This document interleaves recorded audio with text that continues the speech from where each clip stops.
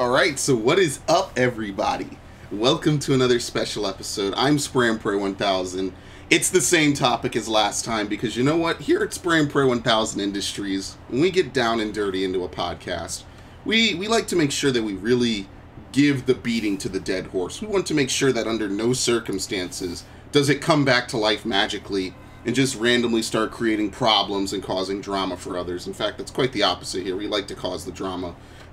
Because we love it, we live in it, we like it, and that's what I'm here today to do. Because I find no drama on this planet greater than either political drama and video game drama. Because somehow both of these industries have some of the most petty people imaginable, and I just love it.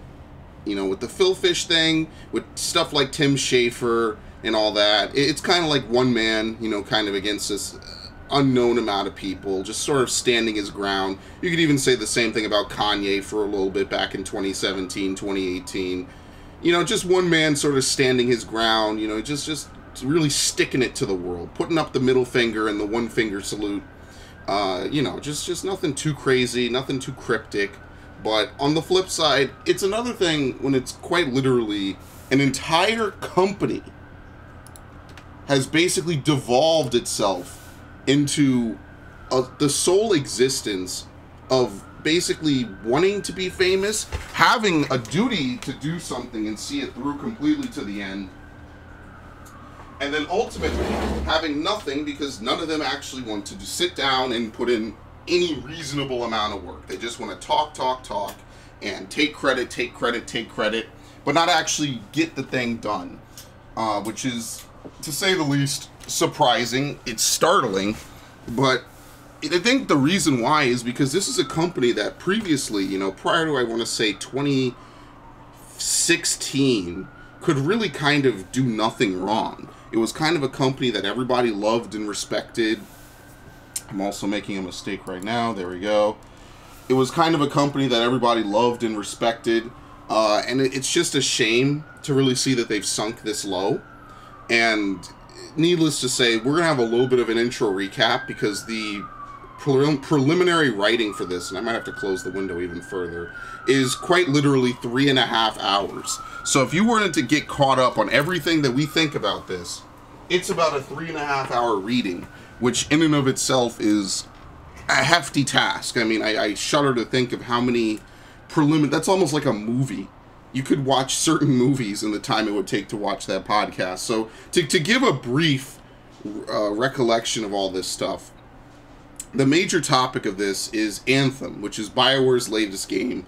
And what we really get when we uncover the story of Anthem is we get the story of a company that has been suffering with its own personal culture, its own personal hierarchy, for probably somewhere between the last 5 to 6 years. And that's what really is kind of the most disgusting fact about it, is that this is a company filled with people. Some of these games are still referenced today as some of the best games of all time. You know, you have games like Mass Effect 2, you have games like Dragon Age Inquisition, and then obviously the games before them are also, and after them, Mass Effect 3, is considered to be a great game in and of itself, which is what I actually really I respect. Some of their games I'm like, whatever, they're all right. But we really get to a point in 2014 when the development of Dragon Age Inquisition was concluding, and I mean, hell, you could even say before that when they were making other games, that we begin to see behind the scenes exactly how dirty and disgusting their interior culture is. And I mean, maybe it worked out for them, but this is one of those examples of you cheat death once or twice. You know, that doesn't mean you get to cheat death forever, right? Like, certain things just are doomed to not work, and that's just kind of how the universe plays out, is that sometimes the universe throws you a bone, sometimes you're skilled enough to get away with certain things, sometimes you just win, and then sometimes you still lose. So, without further ado, I'm going to bring in my two co-hosts for this occasion, because I had this occasion all planned out. I knew I couldn't do it yesterday, otherwise I would have done it yesterday, but let us bring in, here we go. Oh, what? Oh, who? Huh? Yeah, should I bring him too? Okay, here we go. Wait a minute. Wait a fucking minute. Alright, I think You know what else ain't right? Anthem's development. But once again... For what? What are you guys doing? We're on the podcast. Yes, I already started. I gave an intro. My intro was fucking killer. And you guys come in and you ruin it. You fucking ruined it.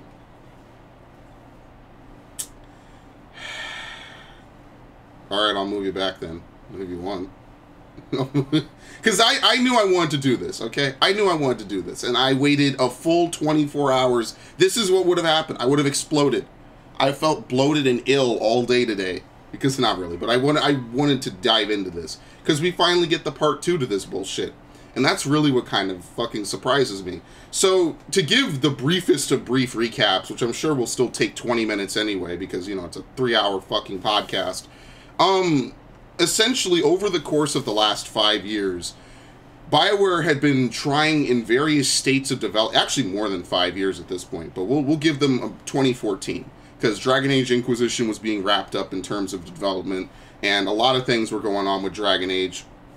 And at the end of it all, Dragon Age came out, you know, it got a bunch of Game of the Year awards, people loved it, but one thing that they made sure to really distinctly call out in this game's, in this article that is written by Jason Schreier, which, by the way, I should probably just put on the screen at this point, there you go, is that Bioware, in all their ingenuity and high-level expertise for game development, basically develop or do the majority of their development within the last minute of every single project. And I should actually tell him he can just join this lobby since I messed up. Yeah, you can just join this lobby, by the way. I messed up the permissions on it. It's open for now, which is a mistake, which is a horrible mistake, by the way, that I'm not going to remember to fix in time. But basically what ends up happening with it is that they spend most of their time or just thinking up lofty ideas, thinking up things to put in the game, not actually, you know, putting the pen to the paper and or the sword to the metal. Yes, 100% about Anthem. And at the end of it all, they just decide at the last minute to kind of just throw it all together as a slop job almost. But it ends up usually being good. I mean, most people will say that before Inquisition, every single Bioware game was pretty much a slammer. Whether it's as far back as KOTOR, or if it's Mass Effect, or if it's Dragon Age, they pretty much did not deliver a stinker up until 2017. But the problems, like every other problem, pretty much in the universe, did not just start randomly one day in 2017. It started way before that. And now some people point to this ideology, which they refer to in air quotes as Bioware magic, as being the source of the problem. Just ultimately it finally gave out. The development of games is too complex, too demanding for you to throw everything together in the last minute. Some people blame the higher-ups. They distinctly call them out at numerous times in this article, to the point it's almost like every other paragraph in the end of this. And just to give you an example... Oh, crap. Is this, Oh, this is the wrong article. Hold on, I'm sorry. It's this article that's the problem. I had the wrong article. They look the same. This article, if I just scroll through it, it will take me a good, like, minute almost to scroll through how long this article is. And I recommend it. It's probably the greatest article in terms of busting shitty video game culture that you'll ever read. Ironically, it comes from Kotaku, which I think is, like, the ultimate cherry on the shit sundae. Is just that this is literally Kotaku. And at the end of it all, they take shots at Kotaku for reporting it. And to give a very brief summary of it, they had pretty much no idea what they wanted to do with this game. They knew they wanted to make this game probably as far back as 2013, but Dragon Age Inquisition took demand.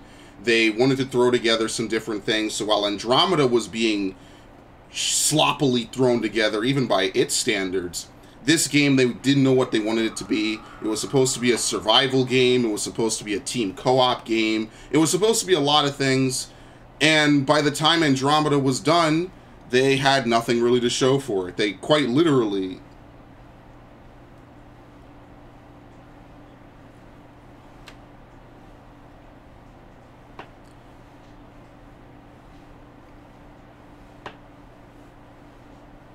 Yeah, that's what really surprises me. I really wonder about that, if they, like, you know, took a peek over the office divider and saw what they were doing, or if they just happened to steal code. However it worked out, it's also possible that after Andromeda was complete, they just stole the fucking code for the gunplay and just slightly changed it to make it a little more fluid. But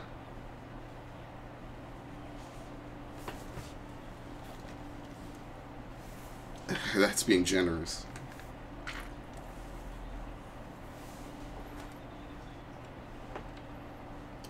Until, I mean, they didn't even have a really... I think the first concrete idea they had, which goes hand in hand with that, is when Soderlund told them, fuck you, this is not what I wanted. And then, of course, Soderlund retired, by the way, afterwards, so they didn't even have him as, like, the boss to kind of guide them until... They basically did not have a person guiding this ship until late 2017, which is after they showed off their proof of concept to the world. At which point, by the way, the game was not even called Anthem. It was called a completely different name, Beyond, which really doesn't even matter anymore. Yeah, I have that shit. Fuck off. That's mine. I've had that shit forever. But, they are... I mean, inept would be kind of putting it lightly, I think. It kind of gets to that point. I don't even know where to really begin to draw the line. But essentially, they didn't have a mission coded until about mid-2018. They couldn't really test the game because it ran on online infrastructure. And the people who they worked with, which is Bioware Austin, who worked on, I don't know, The Old Republic, which is an MMO, they just snubbed their nose at them. They said they treated them like code jockeys and didn't listen to any of their feedback, didn't listen to anything. And ultimately, this article just becomes just a silver fucking bullet. I don't know how else to put it. It goes right into the heart and right out the back, because it's just miserable to even consider. They had all this possible help they could have had. They had, and not to mention that EA and Soderlund kind of fucked them with the whole Frostbite change. But they had all these other things they could have done. They could have just sat down, figured something out, and just had a product. They just decided to sit on it until basically the last year, and even then the last few months.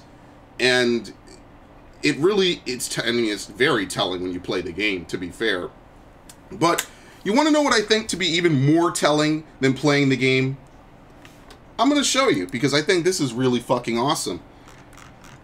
About a day or two ago, Mr. Instant Retreat here, by the way, he, yeah, hello. He linked me a Kotaku article, a follow-up by Mr. Jason Schreier, hero of this podcast, once again, bringing the sword to the flesh. Bioware boss addresses studio issues, vows to continue working to solve them. Now, I hate to be one of those dudes, but I'm going to be one of those dudes. If they're really innocent, they shouldn't have apologized for it. But not only did they apologize for it, they said it's real. These problems are real, and it's our top priority to work on solving them. Ladies and gentlemen, they actually fessed up. This is what they do at Bioware. They wait till the last minute. They have a massive hierarchy of Mass Effect veterans who just sit around and talk down to their fucking other employees. Don't give them any ideas. Don't give them any directions or orders. Let them basically mentally fall apart and never come back. That is all real. Everything you read in that other article is real. And on one hand, I have to give them some credit. They didn't try to, like, you know, squirm. Well, they did try to squirm and worm their way out of it. They attacked Kotaku right away. But they did, in their first official capacity, come out and say that this is real. So at least they're not, like, dragging this through the mud for, like, a couple more months, and then a bunch of other employees have to leave, and we get even more drama. But on the other hand, they're still assholes. They're beyond assholes. They're shitheads. So I don't know how much credit they really deserve. It's like if some dude broke all your fine china, but he told you he saved the little teapot at the end. It's like, well, how do I feel about that? You still broke everything else. Yeah, and you saved one little teacup. Yeah. Dude, I just... Sorry about it. But here's a little teacup I saved for you, so it's technically not all destroyed. Yeah, I don't know, but let's get into this, because this article is magically much shorter, and that makes my whole fucking day, to be honest.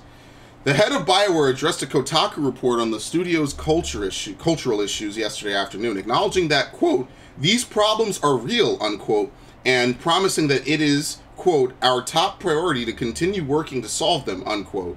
On Tuesday, Kotaku posted an investigation into what happened behind the scenes on Anthem, a story that also dived into cultural problems impacting Bioware's current and former employees. The piece discussed indecision, to an amazing degree, mismanagement, and the production practice referred to as, quote, Bioware magic, unquote.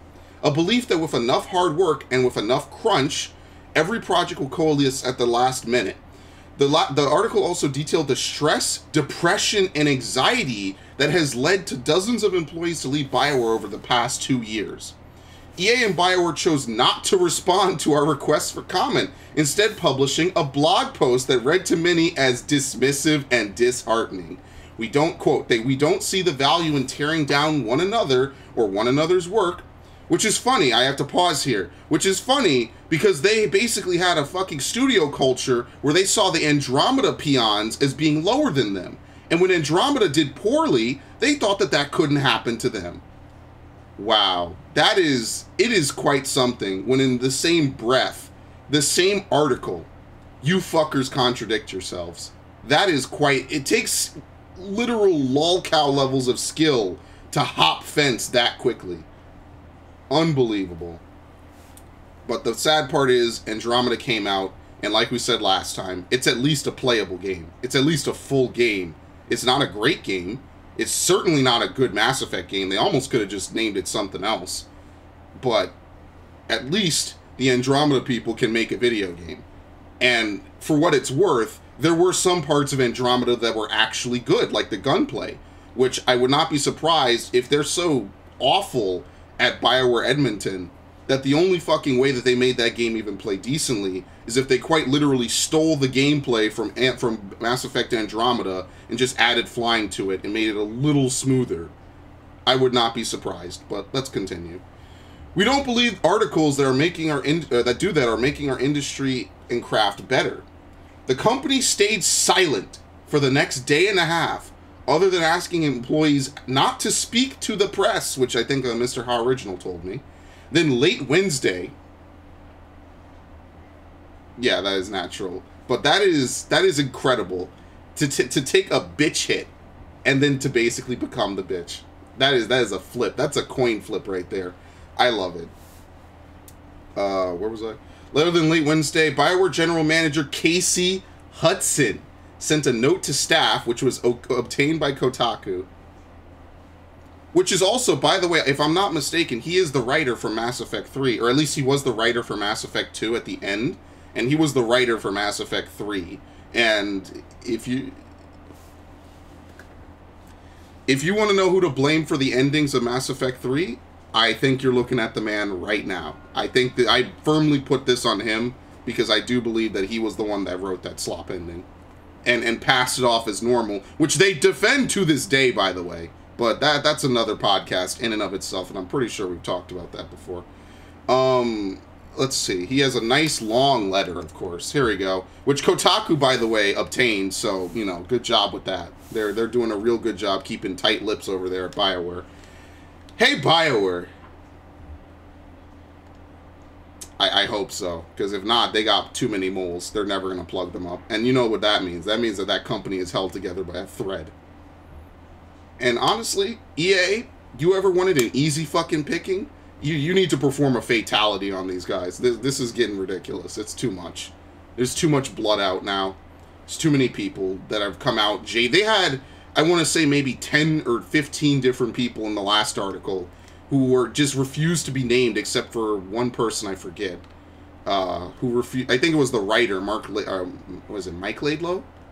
Whichever wasn't the Half-Life guy. Mike Laidlaw, who worked on Dragon Age, he just refused. Everyone else refused or just could not be named. But let's read this, because he works for Assassin's Creed. Ooh, look at that, stepping up in the world.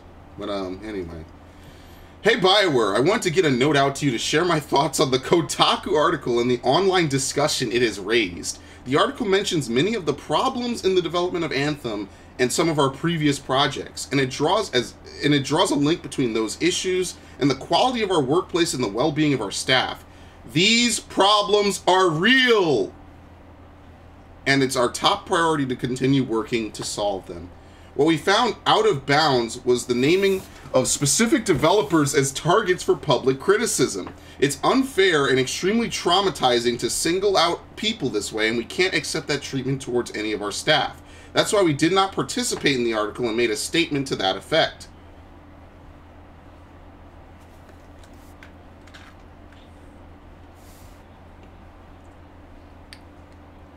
I guess the bullet points were, hey, shitheads, these are the people we're coming for in this article. And they just named a bunch of names. No, I think that they read up to the point where they realized that it was like, oh shit, they're blaming us, the higher-ups. The people who refuse to help the lower downs, give them any directions or orders, sat around, left everything in ambiguity, and just clouded it. Yeah, you know, our job, which is to manage people, it is to direct. That's what directors do. They direct people. They tell them how things need to be done, what manner, when, what quality, something's not good, take it back, you know, like that type of stuff. And they refuse to do any of that, according to numerous employees, by the way. And like he said here, admission is guilt. I mean, I'll just take that, because he says, he doesn't just say, you know, well, you know, some of that's right. No, he specifically says these problems are real. That's a blanket statement. He doesn't single out which problems are real, which kind of happen. He's taken the L here. But what he's really mad about is that it paints them in a bad light. And he says it here, it's out of bounds to that they name specific developers, namely the people who are the higher ups, because everyone else refused to be named or left.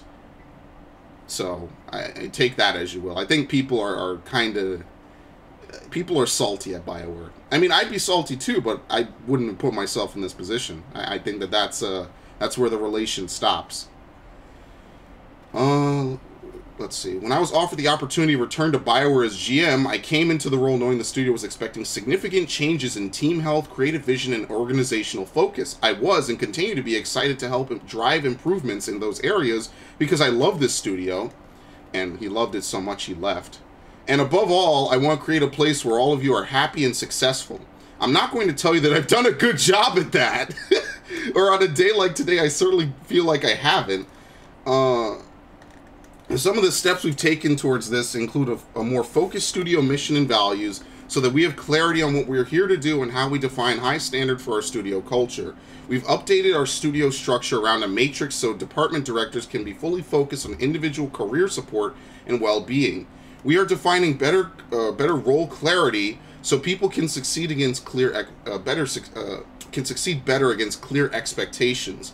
We are putting in place production changes that will provide for a clearer project vision as well as significant post-production period that will further relieve pressure and anxiety on teams during development. I know there's much to do, and we will talk more in detail about other actions we have been planning in response to internal feedback and post-mortems at next week's All Hands. As always, please continue to provide feedback on further steps we could take to make Bioware the best place possible to work. I want to pause right here. Because even if everything that he says is true, like that article was such a slap in the face, he's reorganized his whole life around it, it's still too little too late. It's still clearly not enough.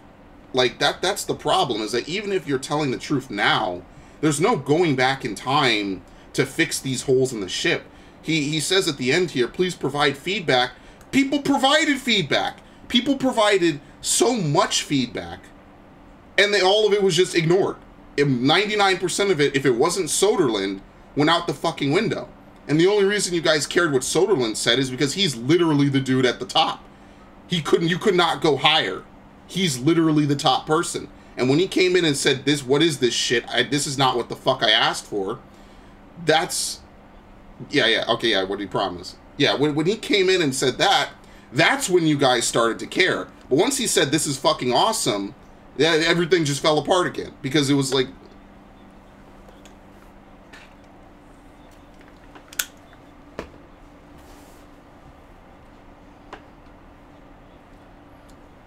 that it's okay. Yeah, like a little minor inventory glitch or something. Not...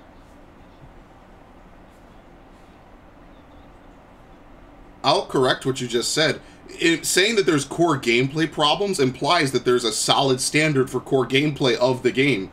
This game did not have that, other than just being an ambiguous third-person shooter with flying. Maybe depends on when you ask. What what part of the timeline we're in, because sometimes they didn't even have that shit down, and that's the only part of the game that really stands out. Which they admit, everything else about this game is not that original except for the flying, the Iron Man-esque flying. So they talk about feedback. They didn't give a shit about anyone's feedback.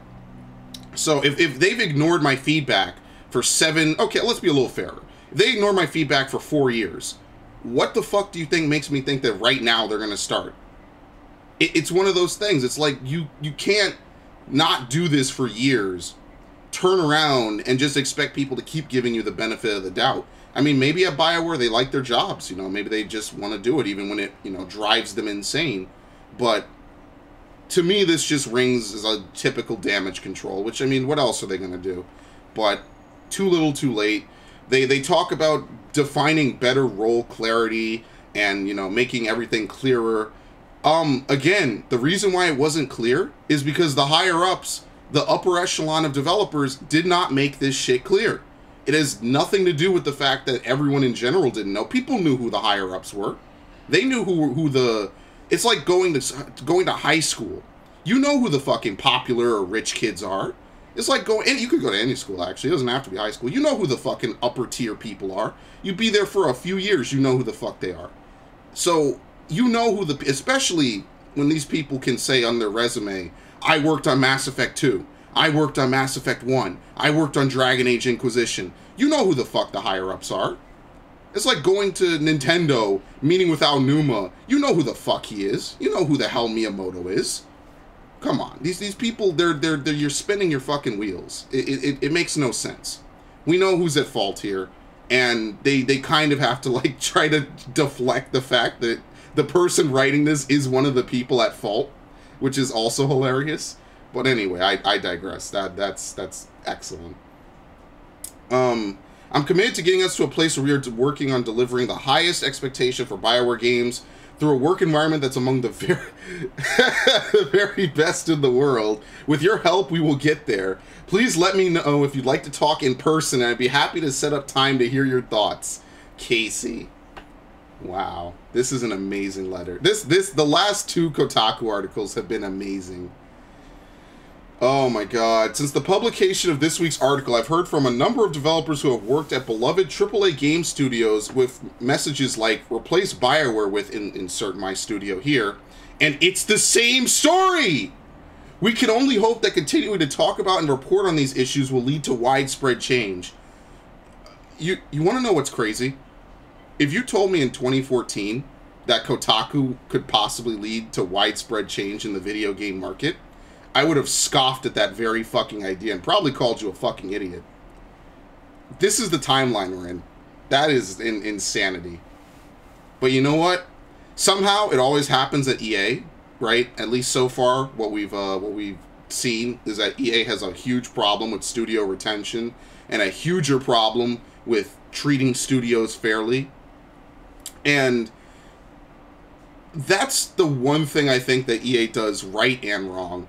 But they kind of do it more wrong, because getting rid of a bunch of talented people because you basically force them to use an engine they don't know shit about, and then on top of that, basically give them impossible to reach deadlines, like, oh, this game needs to sell Battlefield numbers, or something close to that. It's the same thing I kind of bitched at Square Enix about in 2012. They expect a lot of their games to sell basically Final Fantasy numbers, which is just inherently impossible. There's no way a game like Hitman is going to sell anywhere near Final Fantasy 15 numbers. It's just not possible. You could even say that the M rating affects it too, if you really wanted to be kind of in-depth about it. The subject matter, everything about a game contributes to how well it does. So a game like FIFA, and again, FIFA gets brought up, it's probably one of the most accessible games that are not like flat-out kiddie games, like Nintendo games, like Mario and shit. And that's why Mario and Zelda do so well, is that they touch so many people, right? Like, they're good games, right? That never take that away. But they are so accessible, anyone can play them. And there is sort of a stigma, and it's never going to go away because this is how humans are, that even to this day, like, you have to be like a hardcore gamer. We saw this actually right now with the Sekiro difficulty debacle, where they need to add an easy mode to it, or people claim, and that it's sort of like an expectation that only hardcore gamers play these types of games, like Gears of War. I don't want to say COD, because COD has become so open-ended at this point, and so has Battlefield.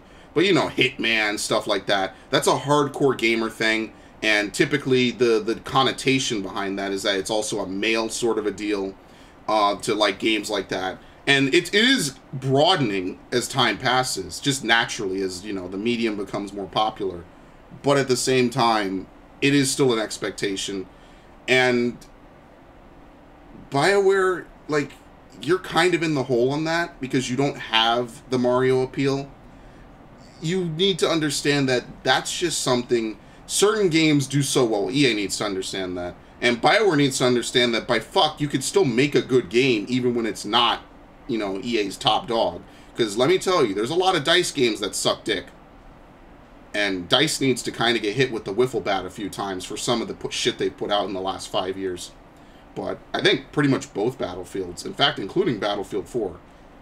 But I digress here.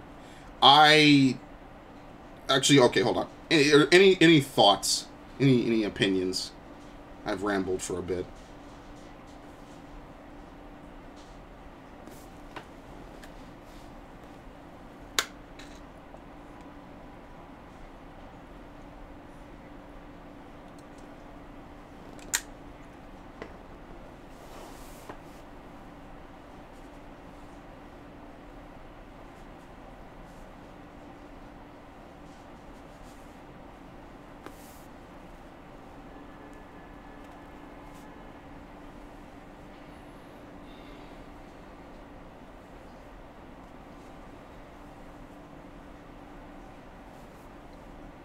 They made it even worse.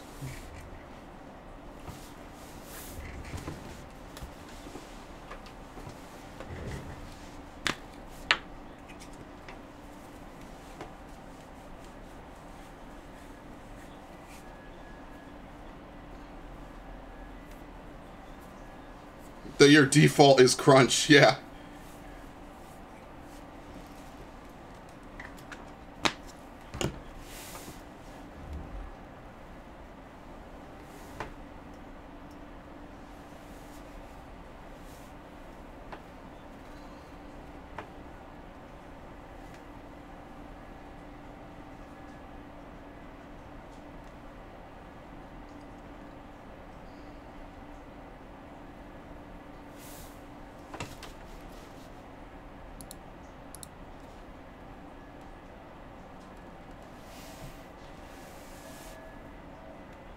And because of absent-minded studio culture, that's outdated. Like, and that's the thing, like, again, like we said before, help. Like, what game are we making? I don't know.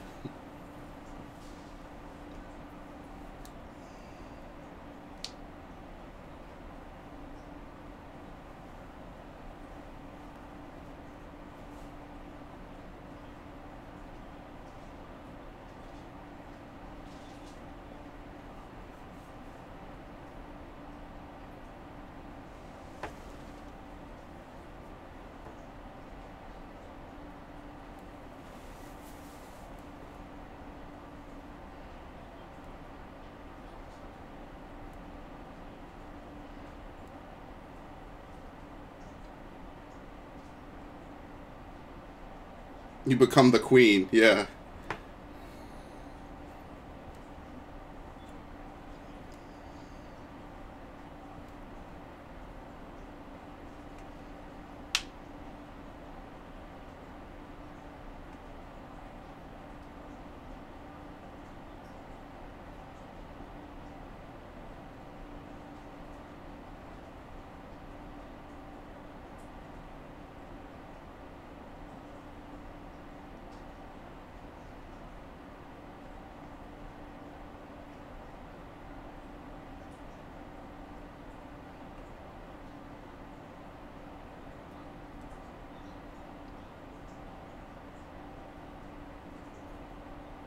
Yeah, he can conceptualize it. Yeah.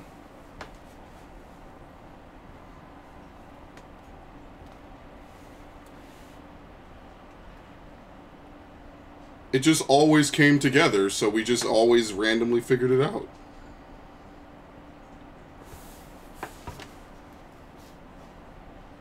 They don't know what the fuck is going on. They're just throwing out ideas and like setting deadlines because that's just they've done managing before and they've done projects before.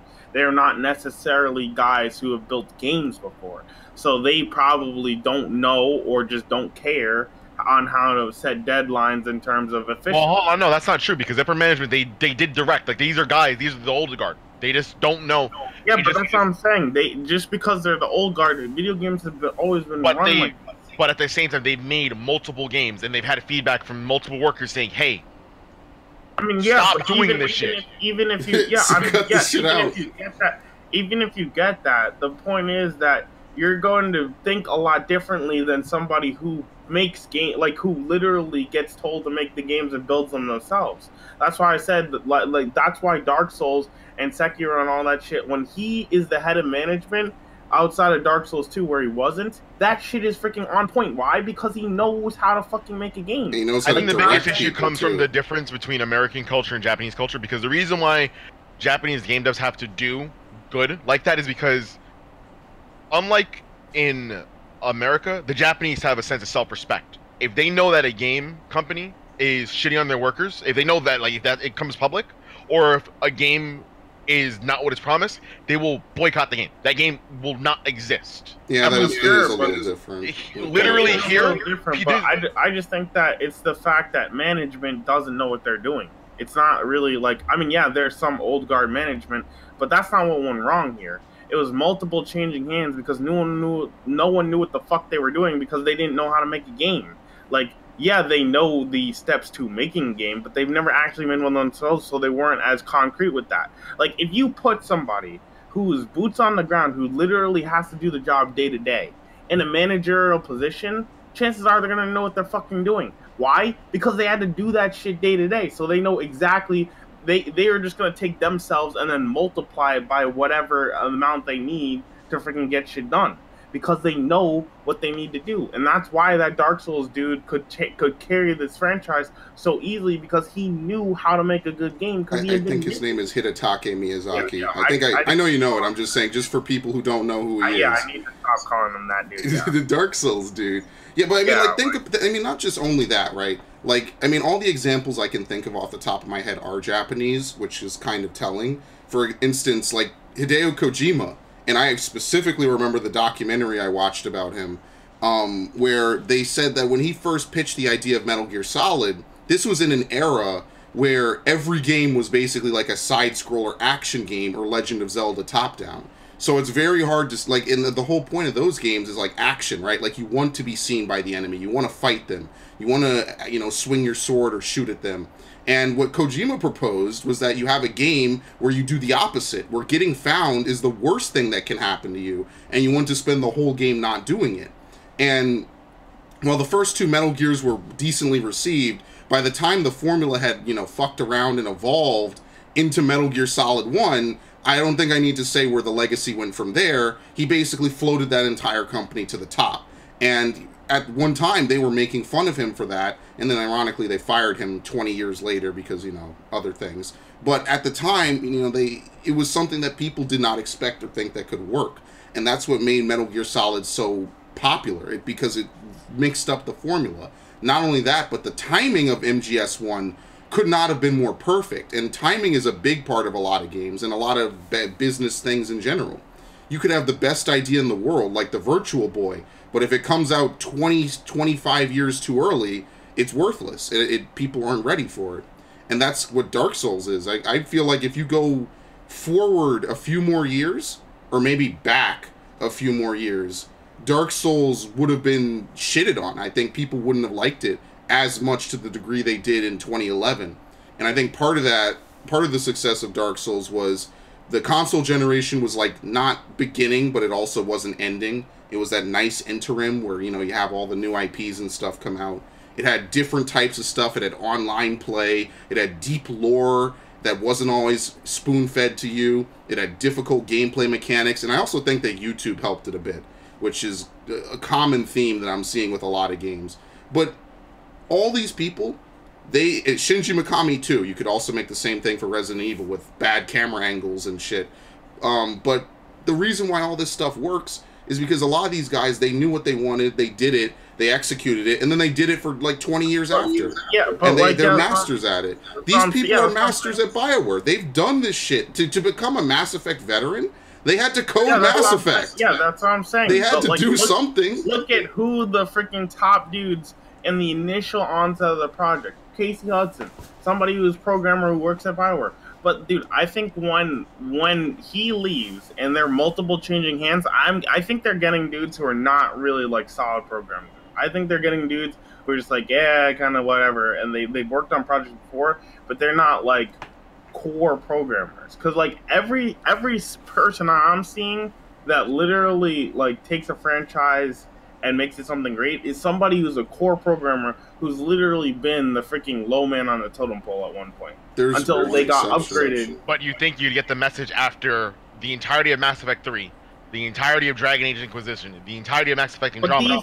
They literally willingly put their heads in the sand and said, la la la la la. That's what I'm saying, because they're talking to people who aren't really programmers. They may have coded somewhat. Yeah, they're just business people. They're just business people they brought in. And you're not wrong, Sergio. Like maybe they should do the legwork and figure it out because that's literally their job. But you would think that they would get the message after 1995, right? Like after Metal Gear, after all these other games, after Aonuma, every Zelda game basically lands on the top whatever chart of like godly game developers. You'd think they'd get the message from the Japanese people that they know how to make games. And the reason they know how to make games is because insert laundry list of reasons why. They don't. And that's their culture. They don't care. They made Mass Effect. They kick up their feet. That's it. Figure it out. That's literally the freaking corporate shit. Like in their world, like basically in the Japanese world, you in most cases you gotta work your way up. No one's gonna fucking hand you anything. But in America, like if you know somebody or you've had like dealings with them before, they'll bring you in on projects even if you aren't like 100%. And when it fails, they'll keep you there too. They'll get rid of someone else. That's what I'm saying. Like when they were changing, like Casey Hudson is like he was the start of the Anthem project, and I think that's where Anthem was fine. Like it was going well, it was going good, but then he was like, "Yo, I'm done with this." And then they're like, "Oh shit, our freaking main programmer dude who knows what he's doing, who's made freaking other Mass Effect games." Like, yeah, Mass Effect 3's story wasn't the greatest, but it was still a freaking solid game because he knew how to make games because he's a programmer. So then when they bring other dudes who are just corporate shills that they're just trying to freaking fill the void, the thing starts falling apart because they don't know how to make games. They're just there to fucking tell people what to do. And that doesn't necessarily mean that you know what you're doing. You're just telling people to do. A lot of times there are managers who don't know what to do because they've never done the job. They just know how to command people, and then people just think instinctively, oh, you know how to manage people, so just bring them in on this project. But that's not how video games work. Like, you might know how to tell people what to do in terms of deadlines and micromanaging people. That's great and all. But when it comes to sustenance and making a game, there are a whole bunch of elements than just telling them what to do, because you have to fucking make a product at the end of the day. It's not just like, oh, a bunch of freaking numbers and freaking handing it to your superior. This is actually a fucking physical project that you have to freaking, gets analyzed and freaking reviewed by millions of people. There's a difference. Yeah, everyone's going to tear it a new asshole. And I mean, that's how games are. Like, if a game is bad, it's going to get shredded to bits. And I would just like to really quickly issue one correction. I got two people confused when I was talking about Bioware. Casey Hudson was the director of Mass Effect. It's Mac Walters who was the writer that they shoved into Mass Effect 3. I completely forgot about that guy and that he existed. My brain blocked him out. I'm sorry. That ending was so awful. I couldn't take it. I had to reject the truth. So Casey Hudson is... He is the director of Mass Effect Trilogy. Which is funny, because somehow that series went right down the shitter towards the end. He was the general manager of BioWare, by the way. Like, it's not just he's the director, he's the guy who is effectively the CEO if Bioware was in the subsidiary of EA. Oh, yeah. But he's also the director on the game, is more. Which is also kind of crazy to think that the guy, not just the writer, which I do apologize for that, the actual director of your previous trilogy of games bounced to go work with Microsoft, although apparently I don't know how well that went. And then he came back anyway, so you know what? I mean, at that point, I think the game was already freaking flopped, so him coming back doesn't make it do anything. I mean, they didn't even have any direction when he came back. They didn't, as far as I'm concerned, on the topic of Anthem, until E3 2017, they did not have anything but maybe a few pieces of concept art, an idea that they liked Iron Man, and maybe they wanted to fly. That's all they had. And most of these ideas could probably be traced elsewhere. I feel like they're not very original with their Iron Man shit. I think they took that from Dead Space. And I don't mean to like totally disrespect Dead Space or Bioware totally with that, because a lot of games get successful by taking other games' ideas, like Titanfall literally being made by the people who made Modern Warfare 2. But it is telling when the best part of your game literally is probably taken from another game, because Dead Space 2 had a falling segment, and Dead Space 3 had like light flying segments. Yeah, people love that segment. Dead Space 2 got so much acclaim. Dude, I swear to you, I swear to God, this is literally right from the heart. When I was flying in Anthem, and you know how you went through that tunnel thing, Malcolm? When we were transferring to a different area, I swear to God, I was reliving the Dead Space area when Dead Space 2, when you had to go from one part of the space station, and you had to go through the pipe. I was literally living that moment in my head again. Actual reuse set pieces. And then when you land and do the Iron Man land punch thing, like that whole flying segment seemed like it was ripped right out of Dead Space. I mean, the whole mechanic, I think, is a Dead Space rip. I don't think that there's any hiding that. That would fit with the EA MO, is that another game studio thinks of something Dead Space cool. 3 also coded in Frostbite? Maybe. I'm not sure. I'll actually check right now. That's not Dead Space. Hold on. Okay, Wikipedia. What the fuck is the engine? Maybe. I don't know. I can't find it here. My eyes don't work. It was coded in Frostbite. No, it was not. Yeah, no? I don't think so. Development, maybe? No, it wasn't. I don't think. Yeah, I don't think so. I think this was before. I think it was in 2013 when they made that decree. And to be fair, Sergio, and you want to know how I know the game probably wasn't? The game fucking works, like on an engine level. Like, it might have glitches, but the glitches are not, the engine doesn't work. The glitches are just, the game is, you know, there's weird shit the only that happens. visceral game, I think, that was Hardline, which is a Battlefield.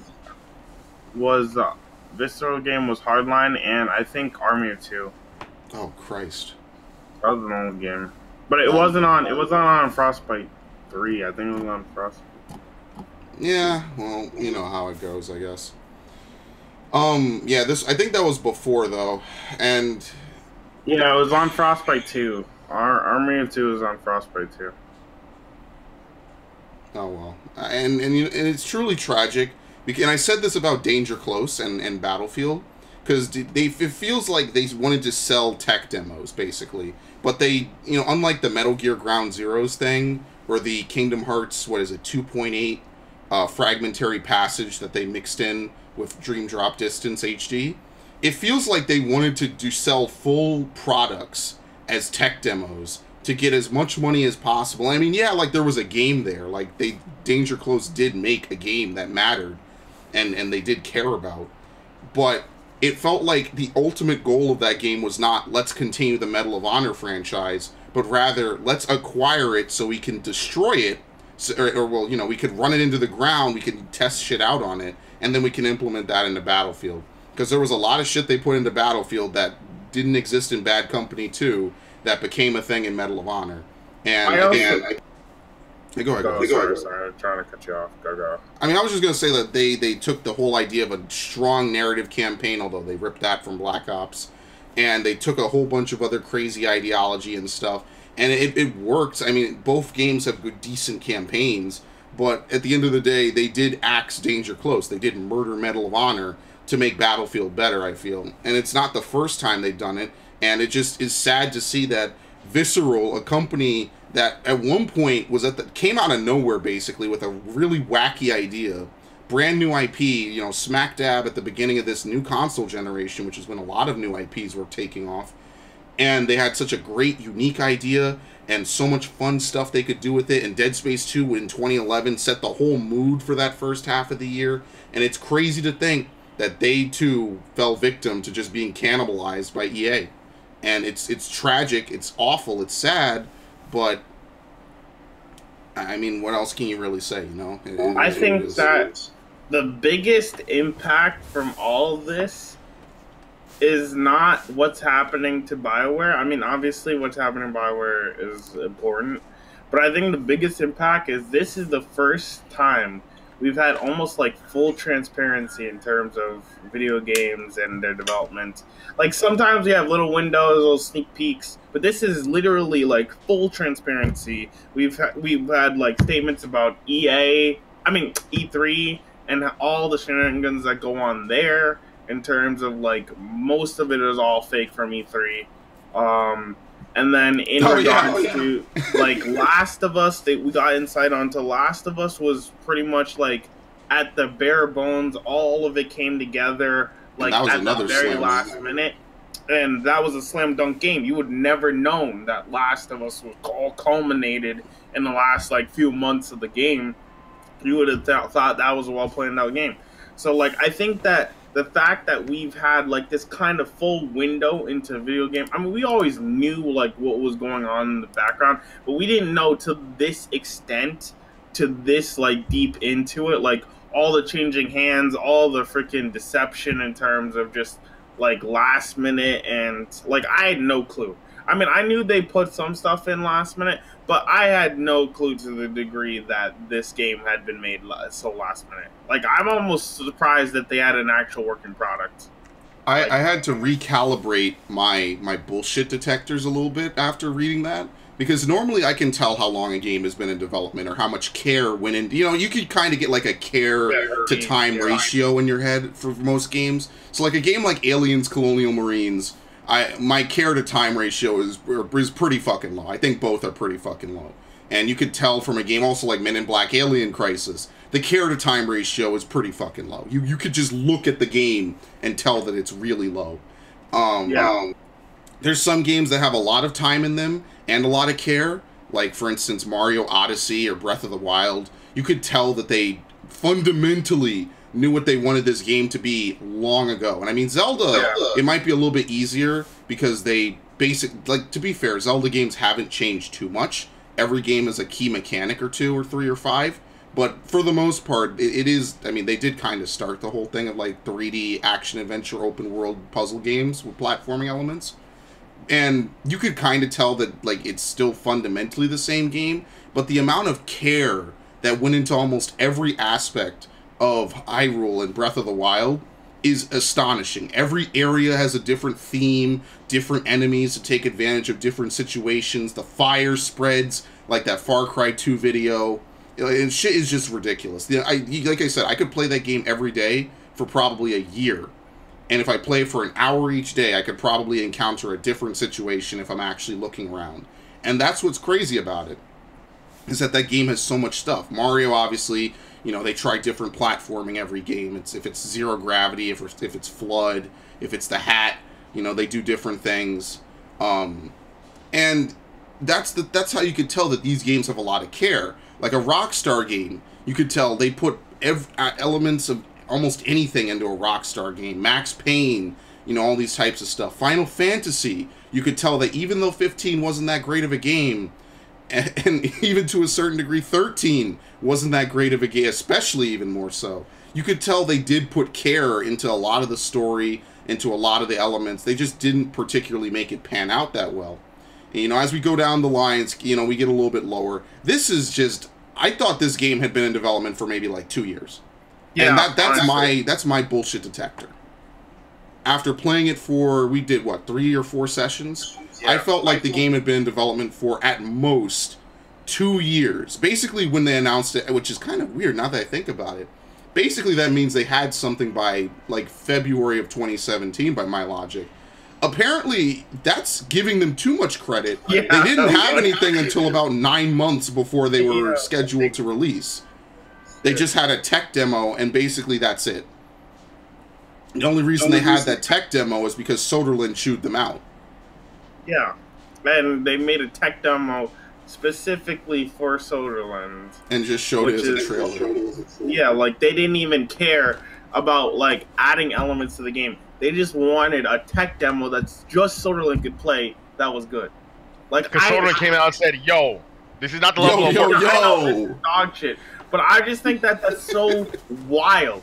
Like, imagine making just an instance so one person can play it to like your game. And I get this is the head honcho dude, but these dudes didn't even give a fuck if it was going to go into the game. They just wanted to impress him, yeah, and it just happened. And normally, in any other alternate universe, we'd be talking about this as like the amazing story of how this studio overcame all these trials and tribulations. Nintendo bravely restarting the video game console market after the horrible crash of 1982, bravely putting a middle finger out there and saying, our console is affordable, we believe in it, and then winning a lot until the PlayStation 1 came out. And this is the unfortunate bad end. This is the bad ending of that plot line where it doesn't come together. This is like a Black Mirror. It is Black Mirror. It is Bandersnatch. This is the bad ending.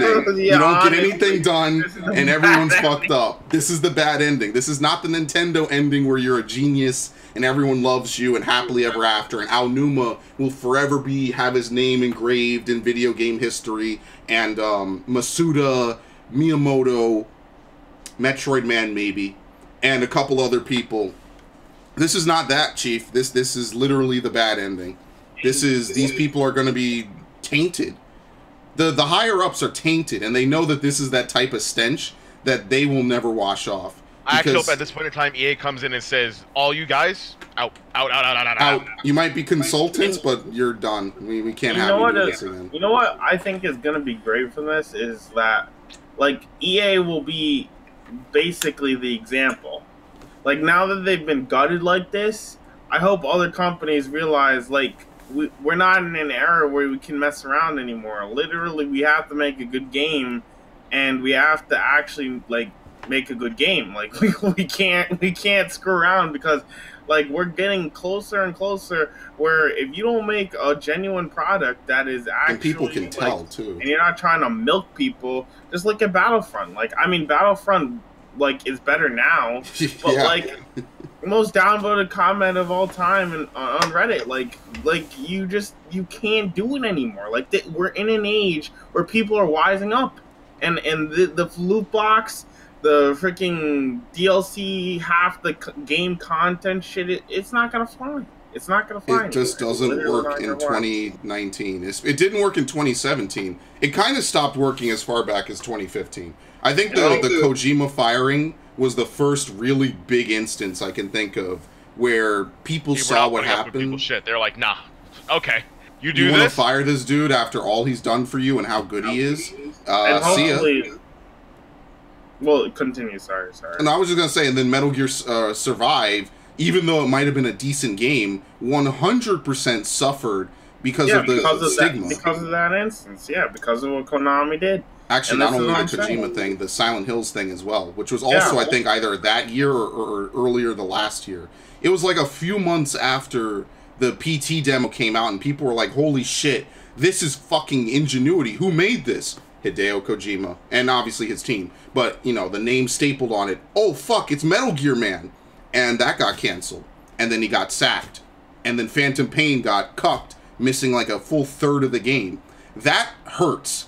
People even in the, I want to say the early 2000s, you might not have gotten away with that, but you could have squeezed it a little bit easier, because we didn't have Twitter, we didn't have Facebook, we didn't have social media where it can basically start a hive mind frenzy, and we didn't have Reddit, right? Like, you had to read about it in Game Informer or go on GameFAQs, you know, not as showy, not as flashy, not as mainstream. Yeah, we don't have information traveling as fast. So it's like nowadays, everyone has a camera in their phone, right? Like, everyone can, if a car crash happens, right? Everyone got their phone out in a heartbeat, and they're recording that shit. A few years ago, and this is a history lesson. We had to do this thing to photos. It's called developing them. You had to go to your local CVS and you had to give them the film, because the film wasn't stored on data, it was stored on reels, which they had to process, and then you come back like a few days later and you get your photos physically. And they weren't stored in the cloud. They didn't go to iCloud, they didn't go to Snapchat. And I'm at the point where I meet a lot of people who don't remember that era. Yeah, honestly. And it's so crazy trying to explain to them how that worked. Like, dude. Radio, floppy disk. Floppy disks. Yo, oh my god. Remember, VHS is another one of those things. Dude. Yeah, all of it. Be Kind, Rewind. What the fuck is that? These people don't even know what DVDs are. Yeah, honestly. You mean streaming, right? Blockbuster is like... Blockbuster! Like, you're going to a physical location to rent VHS? What are you talking about? That doesn't exist? What are you talking about? I just turn on Netflix, dude. Oh, yeah, Netflix. Oh, I'm crying. I'm actually crying. Blockbuster.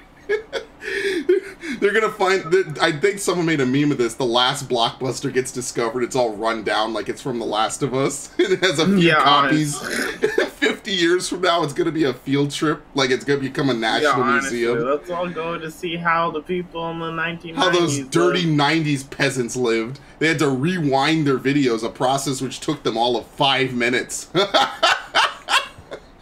Anyway, the whole point of the matter is that everyone wants to be a whistleblower. Now, everyone. It doesn't matter who or what. It could be politics, it could be business, it could be video games, it could be fucking school or friend group drama. Everyone wants to be a fucking whistleblower. And everyone has a camera, everyone has a microphone, right? You can't, and not to mention that thing. Everyone today has a camera and it has access to instant internet. Exchange in the first world, by the way, yes. But that's why you can't get away with anything. You always have to be on point, because literally nothing is gonna go unnoticed. So now it's on video games companies to be flawless. Now they can't make any mistakes, and hopefully this whole fiasco with Bioware only serves to just like sharpen their focus. And we've been starting to get some really solid games like Red Dead, Sekiro. Like, I mean, Resident Evil 2. The whole freaking VR stuff, whatever.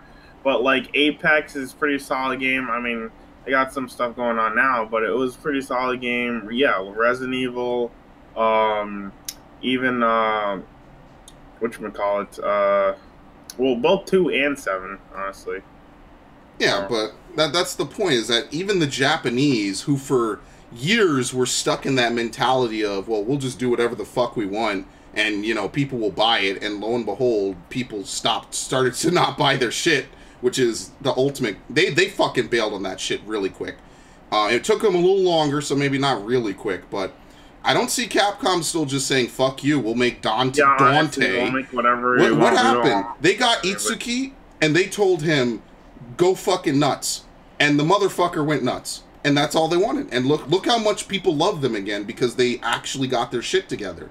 Right? Like, and that's the crazy part, is that I think American developers, not all of them, but a good chunk of them, kind of just got away with the fact that their game franchises looked nice, had decent gameplay, and were heavily marketed.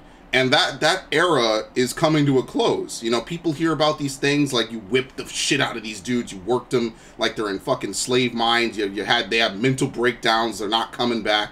They need to martyr this. Martyring, it means that it's a good thing. They need to crucify this and leave it as an example on the side of the road of why not to do that. And the only real way I think that they could accomplish it, now I'm not saying this should happen, but the way to drive that point home would be to fire these people or to dissolve Bioware. And probably neither of those are going to happen, because they do still make Dragon Age and Mass Effect, and EA might still see potential in them. But remember, EA expressed interest in having Visceral produce a sequel to Dead Space 3. They specifically, and that's why it was so tragic, EA specifically came out and said, yeah, we want you to make a sequel to this game. You know, like, whatever, it didn't do as good as Dead Space 2, which at the time was one of the most popular, well-received games, but also was very expensive, but it made them a fuck ton of money. But they still wanted a sequel. They still wanted a Dead Space 4 or whatever the hell it would be called. And then they dissolved that company, like a year and a half later or two.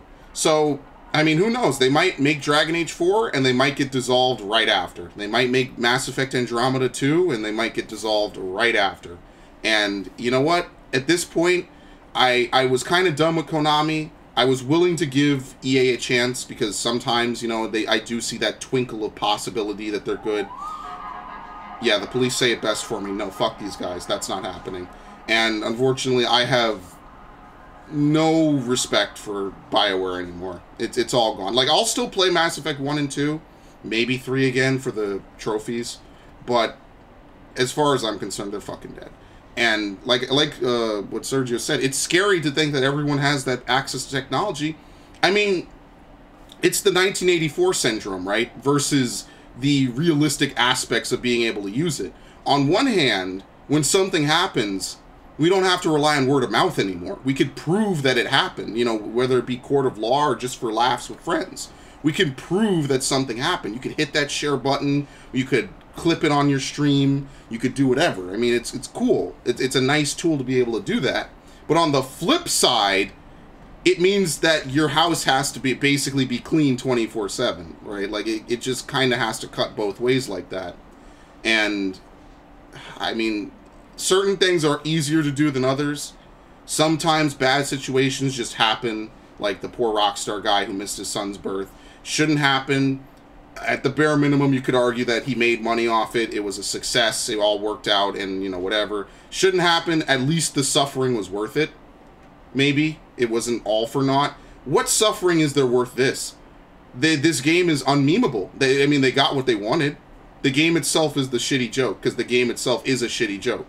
And just don't forget, they wanted to make this game unmemeable. They didn't want to go on YouTube and see Crobecat make a video about Anthem sucks. Entire game is a meme, not a specific part of your game.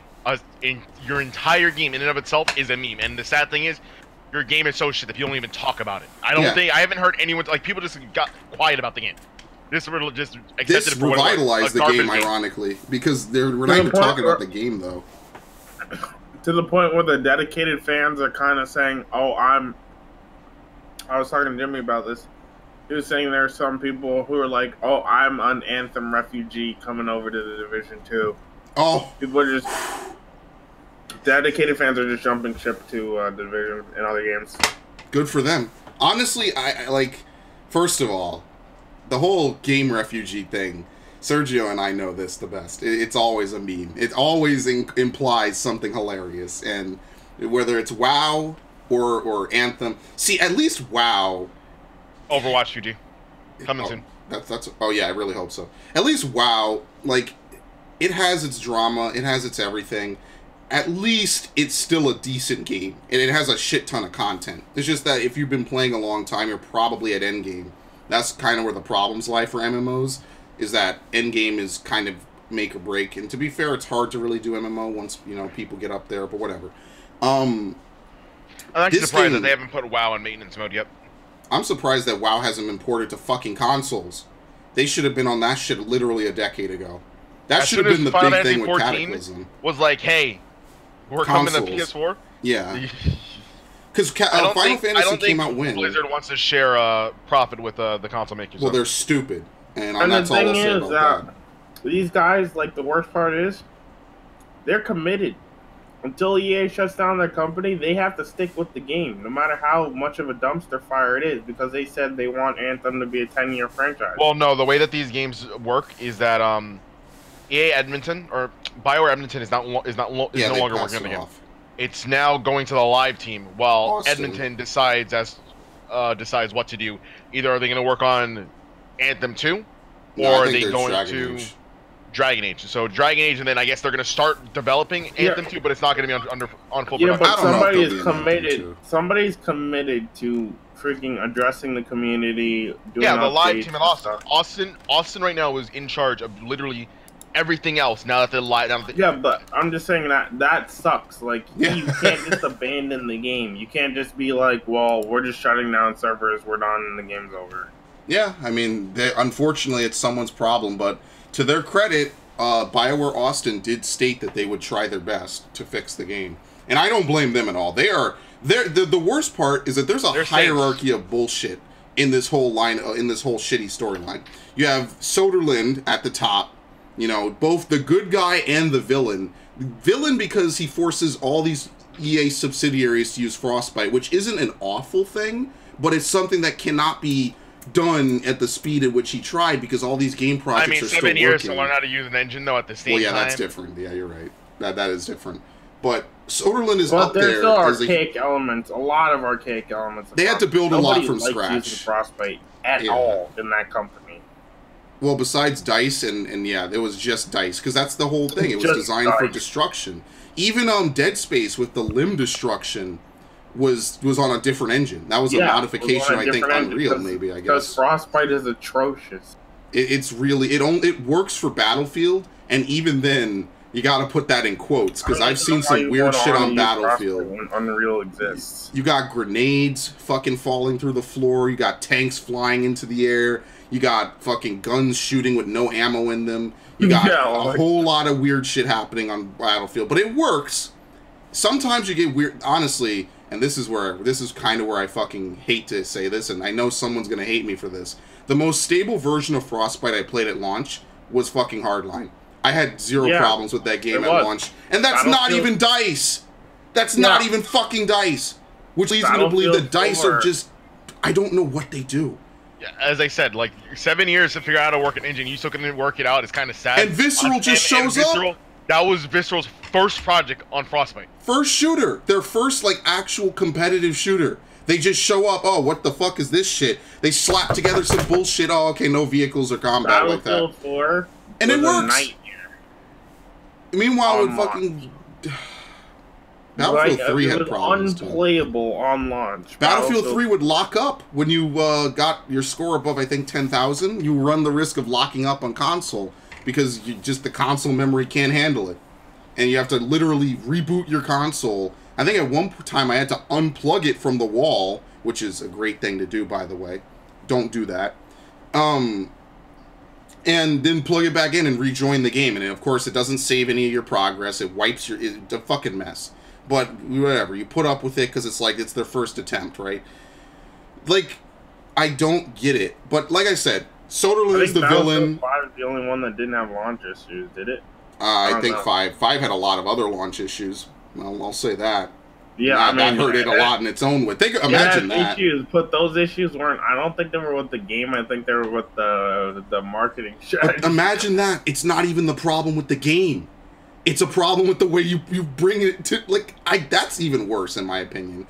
I don't know what's worse: the degree they fucked up this game, or the way they fucked up a game that wasn't even that bad. Yeah. Like, what's actually worse at EA? Oh well, we did. I think this might be worse. Because technically, you could ignore the marketing and just be like, whatever, fuck it, I'm gonna judge the game for what it is. That's like being at the finish line and tripping over your own shoelace. Yeah, and nothing about you crosses the finish line, and everyone else passes. You just lose. Like, you already had a working, really good game, and you had to open your mouth. Like, and this is before any of the problems of the game that it may have. Like, you're already kind of cutting it off at the legs with that. But yeah, that is another issue. Before it even before the race even started, like So like I said, Soderlund is kind of the hero because he forced them to make some concrete proof of concept, which basically served as the basis. Soderlund probably saved the studio, because if Soderlund didn't step in and didn't realize, yo, we gave the studio money 7 years ago, where the fuck is the game? He's both the villain and the They would have shuttered. They would have shuttered Bioware. They would have been like, Anthem is canceled, goodbye. Bioware ceased to exist. Well, remember, at this point, Anthem wasn't even announced, so Bioware would have been shuttered, and we wouldn't... No, before E3. Before E3. No, Anthem was announced prior to that E3. Yes. Oh, yeah, that was our first look at it. My bad. Yeah, I think it would have just been a case of what the fuck happened. Soderlund is the good guy and the bad guy. He's bad, but his reasons for being bad aren't because he wanted to fuck them over. His reasons for bad is just... Sense. Yeah, it makes sense. Money-wise, yeah, why the fuck would you pay licensing fees? And also, we have an entire team dedicated. Also, again, 7 years. You could have found fucking some time to, you know. Well, yeah, maybe they shouldn't have waited till the last minute. They could have started a long time ago. Visceral can do it, Bioware can. Like, easy. Like, if Visceral can do it on their first try, Bioware can 100% like Bioware do it. should be Bioware and DICE should be able to do it. Like it took DICE a couple of tries before they could get it right. And Visceral just shows up and they make a stable game. Now, how much you like it, whatever, but the game was stable as fuck. I struggle to think of any real glitches I had on it. It also released on every single platform. Yeah, even the Switch. Oh wait, no, wait, no.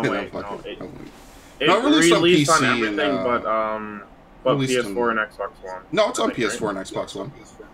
Okay. Yeah, it's on all the major... No, it released on everything. It released on everything. It came out on everything but the Wii U or Switch, yeah. Yeah, it released on everything and it was stable. Battlefield 5 does not... Like, obviously, they didn't release it for the older consoles, but, like, they had a lot more work because they had to do it for every single console, both the new ones and the old ones. And they got it right on the first time. Let me, yeah, it was released for 7th and 8th gen, so March 2015, by the way. This is right around the time of Bloodborne. It's also running Frostbite 3.0. It's not like this is Frostbite, so this is not like they're doing some dumb shit, right? Like, this is legitimately they figured whatever they did. I don't know what they did. Visceral is probably truly the most talented game developers I could think of on some levels. They come out with a new IP, completely reimagining the survival horror genre. They make a sequel to it that improves on it in almost every way.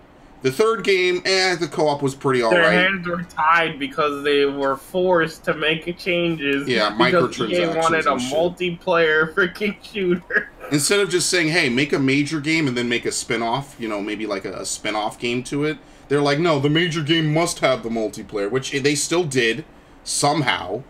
And then they make a shooter on an engine that they literally never used, and it's not that bad. And they're the ones that get shuttered. They get fucked. Dead Space 3, it was already done. Like, the story was already written. They had to rewrite Carter into the story. And you could tell, it shows, that's the worst part. It shows that Carter is in scenes that he's not supposed to be in. Like, where he tumbles conveniently out of frame and does nothing to help Isaac as Isaac does weird shit. It's like doing your homework and then your teacher telling you to put in an entire freaking, like, section that you already completed the paper and are basically about to hand it in. And she's like, no, you have to put this in. No, like, put this in. This whole structure-altering portion needs to be put in after you're done. And I didn't tell you until you were done. Yeah, well, you told me this at like 2 and I could have told you at any point. The paper is due. It's like, hello, no, that's almost not possible, but they still did it. They still fucking did it. Not possible. And that's what I actually love about it. And then, by the way, this is my personal opinion. The campaign was way better than any DICE campaign. DICE's campaign sucked dick until that point. Besides Bad Company. Which Bad Company is good, and they don't know how to make that, apparently. That's another thing I gotta throw at them. Bad Company is good because it's a shitpost. And that's why it's funny. But apparently funny is not a word that you could use at EA. It doesn't exist at DICE. So they just don't know what funny is. Not to mention that this is the game that they put out versus, what was 2015? Battlefront 1? What was the year after that? It was Battlefield 1, right? They made, in between Battlefield 1 and Battlefront 1, they made Mirror's Edge Catalyst. That was their side project. Look how well that turned out. No one's asking for a sequel. That people ask for years for a sequel to Mirror's Edge. Catalyst was June 7th, 2016. Yeah. Battlefield 1 was October 21st, 2016. Oh, okay. Yeah. And Battlefront was the year before that. Because they did an alternate cycle. Yeah, okay.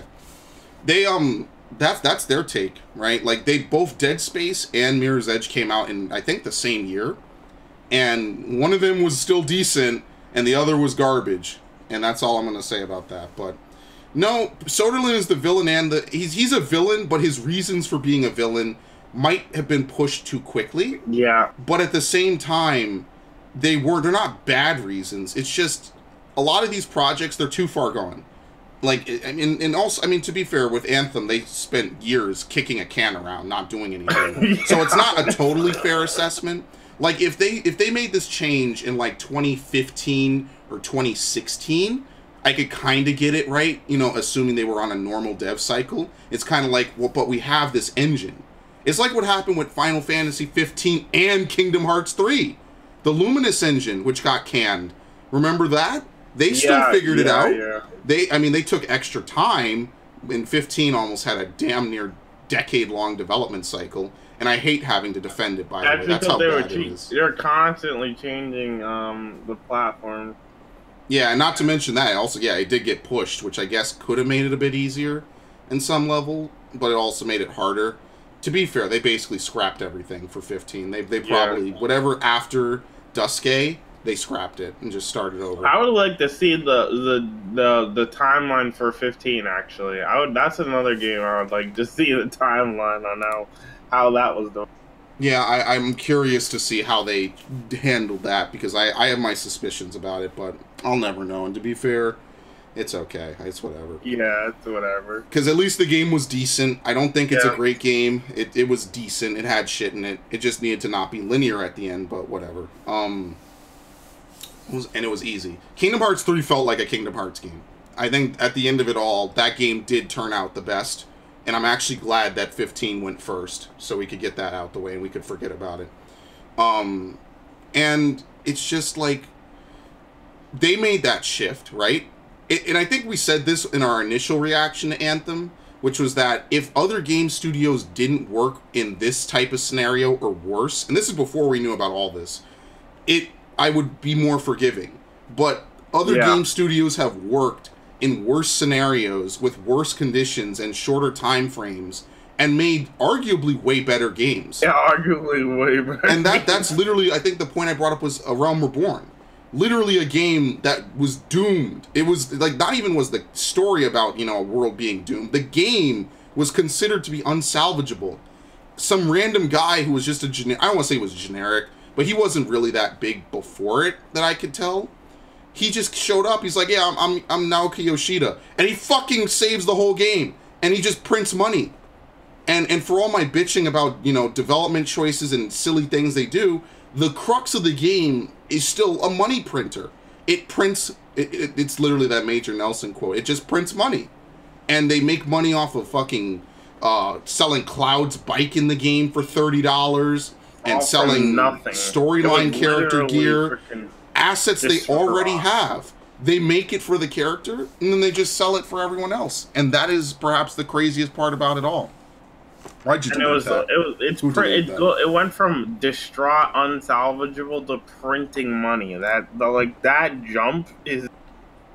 I think part of it is also again, that the game dev who originally made it did not care. I think wasn't Tabata on the original dev team for? Oh 14? God! Don't do this to me. That's another episode. But maybe he was. Again, they did not give a fuck about the original game. They were just like, okay, we're just gonna make Final Fantasy 11 2. Meanwhile, they were advertising it as a next-gen MMO. At that time, it was supposed to be a next-gen MMO. I don't think he did. Let's see. Hajime Tabata worked on Crisis Core, Final Fantasy VII, Type 0, and The Third Birthday. He worked mostly on portable titles, and then he directed 15, and then he left. Wait, hold on, let's see. No. He's apparently still the producer on an upcoming game, but anyway. Okay, no, he didn't. But he worked on Type 0, which is a pretty big portion of the what is it? The Fabula Novalis Cristarum, I think it is, or Crystallis. He still exists, so whatever. But even if he did, just imagine that they had consigned that game to ruin. They were working on 13, and they just said, "Listen, we'll give you a little bit of money, just try to make it worth it." And I mean, that he even references that, by the way. He still says to this day, well, when we started, it was a completely different feel. And I really think what he meant by that, looking back on Glorious Purpose, which is a great Final Fantasy XIV themed podcast you should totally check out on this channel. I think what he really meant by that was they didn't really expect this to be a long-term project. They just kind of wanted him to make a little bit extra money and milk it before they got rid of it for good. And, I mean, ironically, Final Fantasy XIV is at least one of their top games at this point. Yeah, like, that jump is just insane. And I think part of it is because of World of Warcraft declining, which that's another topic. I don't know how the fuck they're managing that. That game has so much history and just, like, effort put into it I feel like they could just float that shit on what it already is. Yeah, I feel like they just insist on doing dumb shit. It will literally just freaking play itself. It exists. Like, just make new shit, new lore. And I agree. I get that that's easier said than done. But like, it's WoW. It's been around for so long, and people love it so much, even now. That just keep appealing to what they want. You could that game. I don't know how it has problems. I'm sorry. With Blizzard at the helm, headed by Active. Well, they have problems themselves. But with Blizzard at the helm, I don't know how on a design choice they could have difficulty. I think funding should be the issue at that point, because they make so much good shit at Blizzard. Pre 2012, I guess. Because once Cataclysm hit, and I said this a little bit before, and they should have had that shit on console. That shit should have been on console. Because once 14 originally came out in, 2010? And there were rumors they were going to bring it to console. I don't think they actually did at that point.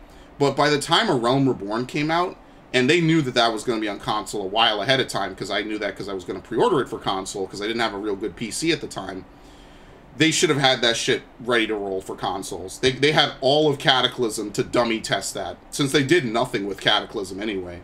They had all of Cata to dummy test it, and they didn't. So I don't know how they have their problems are their own doing, but yeah, I don't know what the big issue is with that. They have infinite other examples of game studios taking ideas that sound terrible, like the Lego games sound terrible on paper. They still make them to this day. They make them more than Telltale. I don't know how long that'll last, but for what it's worth, it does still make money, and it does still sell, and they do have high-profile IPs. Like, that's a kid's game. I think that's why it still kind of works. Yeah. You could have kids play it, and, like, it was cool when it was Lego Star Wars, because Lego Star Wars was one of Lego's biggest selling brands, especially around Revenge of the Sith, which is when the Originals trilogy came out. And it just continued. It just literally landslided from there. So, there's so many success stories, and obviously there's failure stories, but it's very weird to have such a high-profile company have such a very awful failure story. With so much time. So many facets to it, too. It's not just like, oh, well, people were having mental breakdowns and that's the only thing that went wrong. It's like there's so much that leads into it. They didn't want to be made fun of on Reddit, which basically means they didn't want Crobecat to make a video. They had upper echelon that were nodding their heads at Soderlin while meanwhile doing nothing because they all wanted their ideas. It's like the weirdest shit ever. They all wanted their ideas to be the one they ran with, but at the end of the day, they didn't want to put down anyone else's idea. They didn't like other so they just didn't vote. They didn't compromise. They didn't say, okay, you win here, I win here, you get to control what happens there, that happens there, this happens like that. The end. And then that's it. They never got to that step. However difficult you want to say it is. Constant changing of hands, animosity between studios, and the intra company. And inter-studio. Like, think about that. They had issues with people outside of EA because they didn't want to mention the D word, the double Ds, if you really want to say that.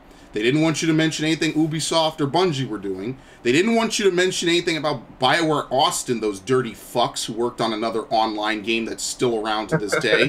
Fucking idiots. And then they didn't even want you to talk to the fucking Andromeda people, those idiots. Honestly. And even then, they didn't want the higher-ups to rub their nose at the fucking Anthem people. Yeah, their own studio. Part is, they took elements from Andromeda. The primer and detonator thing is from Andromeda. It's directly from Andromeda. That is a flat fucking rip. Which is fine, but then you find out, oh, those dirty Anthem or Andromeda people, what the fuck do they know? Turn around, they fucking do the same shit to the people they're working with. The same, like, literally on the same project. And that's what, I don't get how that, I can't. It's that's the meme. The meme isn't even the game anymore. Fuck the game. Who cares about the fucking shitty game? Like, I care more that this company existed in the capacity it did, with the double standards it did, to the degree that it did, with the amount of laziness that it did, for damn near a decade. And it worked. I don't understand it, like, I don't know, to me it just seems so bizarre. Like, it's just like, how did it, like, any of this, like, it's otherworldly. Like, what? It's actually otherworldly, but they wanted it this way. And that's what's the crazy part. And you know what? At the end of it all, they got what they wanted, didn't they?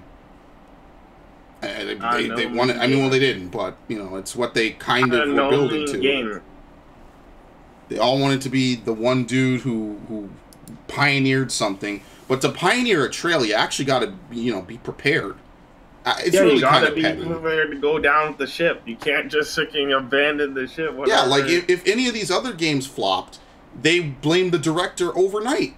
Yeah. If fucking A Realm Reborn flopped, they blame Yoshi P, even though, to be fair, they put him in a shit situation to begin with. Like, his is a fucking, almost divine level of fucking figuring this shit out. Because there's some people who get put in that position. He swooped in like an angel, came and down saved this company. Yeah. Yo. I got you. I got you. You guys fucked up. You didn't consult me the first time. I'll figure it out. I'm gonna get you out of there. Honestly, I feel like he pioneered the way for Square Enix to really get out of that depression. Because they were in a really bad state for a few years. They were in such a bad state, especially because of all the money they were funneling. Yoshi P on the right. Oh my god, yes. Especially because all the money they were funneling into 15. Yeah, they take their money and they funnel it into other projects, unironically. They take their money and they make Netflix shows. Imagine if they did not have that money coming in, that influx of money. I don't know what they do. It's just free revenue. What actually will they do? Because when you really think about it, there's a large chunk of people on Final Fantasy XIV who do not stay subscribed every month. They play the new shit, they might get a little bit of gear with their sub time, and then they fucking leave until the next patch. So there's clearly something that works about this game, not even just for me, because my 15 or 12 bucks a month does not keep that game afloat. There's enough people who stay sub to that game in the downtime that the game is still profitable enough to be run 24/7 every month for all year round.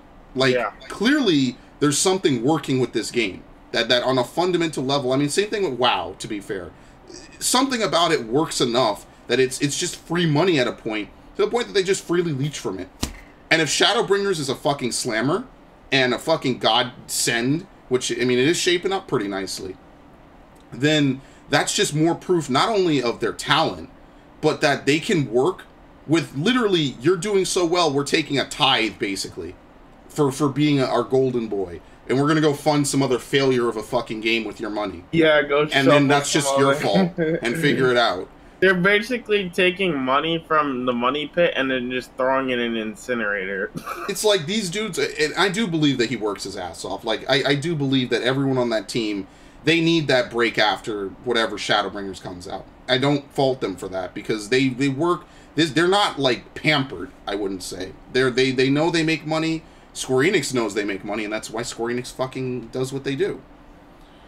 So, long story short, these people just all thrumming their nipples and just kind of jumping around and kicking cans around for 7 years and then finally doing work is not... Like, what I don't understand is, like, okay, let's say that you want to procrastinate for X amount of years.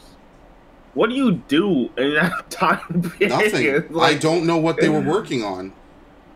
Because there was always a core Anthem team. To preoccupy yourself for 5 years. They were doing random things. They literally, that's what they said. They were just doing, the dev one day would do, the manager would say, okay, make this. And then the next day, they would change their mind. Or another manager would be like, why the fuck are you doing this? But that's the point, is it's like, this is not just for the people who worked on Andromeda who got freed up, or the people who worked on Dragon Age and joined later. It's like, there was always a core group of upper echelons at Anthem who were always working on Anthem. That's it. After Mass Effect 3 was over, they went to work on Anthem. And while it might have been under wraps for a few years, it was the higher-ups. And there was a personal wiki where I presume they shot back and forth a bunch of... I'd love to see that get leaked, by the way. Someone do it. Someone do it. If it won't get traced back to you, fucking leak that shit. I don't give a shit. But I'd love to know what they were doing on that wiki. They clearly had at least 2 years before Inquisition came out where they were, like, you know, kicking ideas around. Because Mass Effect 2 came out, or Mass Effect 3 came out in 2012. Yeah, they had DLCs or whatever, but they after that point, they were working on Anthem.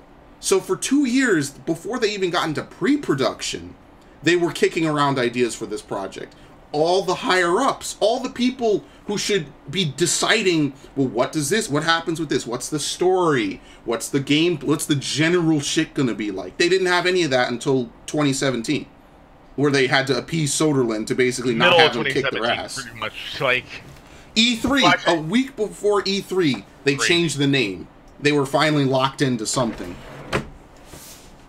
And that's that's beyond crazy, because it's like, E3 is the big, what the fuck are you doing? I mean, not anymore, because 2 major companies don't have anything to fucking show. If the direct state, or the Sony state of play is anything to fucking go by, and EA just being EA, they have nothing to show for. In that situation, because you know the ramifications of not doing anything for years on end as a small-time dev, do you just, like, message Soderlund and say, and be like the whistleblower and say, hey, look, this company has actually not done anything at all during this entire time. I know I potentially could get fired for this. They probably won't let you know. They probably won't let you know. Yeah, you might not have a direct line to Soderlund. They might. The higher-ups probably are the only people with that authority. Or they might monitor emails. Who know? Who really... Let's be real here. Who really knows what they can do? Emails. Yeah, so I mean, like... Yeah, they most and also, to be the whistleblower, and because since you're sending an email from within the company, everyone knows it's you. And like, not only that, yeah, like... It's not a good time. Yeah, but I know, but like, if you know that this project is gonna go in shambles anyway, after not working for 5 years, like, oh well, we gotta last minute this. You literally, like, at that point, I'm probably just gonna, like, know I'm gonna get fired at the end of the day anyway. Well, you know what it probably is? The higher-ups did always say, don't worry, things always have a way of... Like, they did do that reassuring... Don't worry, little Timmy, everything's going to work out. We know what we're doing. We've done this for years, right? Like, that was a thing. Together for Bioware magic. Yeah, Bioware magic, you know, whatever stupid shit. They basically reassured them time and time again that, don't worry, this will work out. Like, it always works out.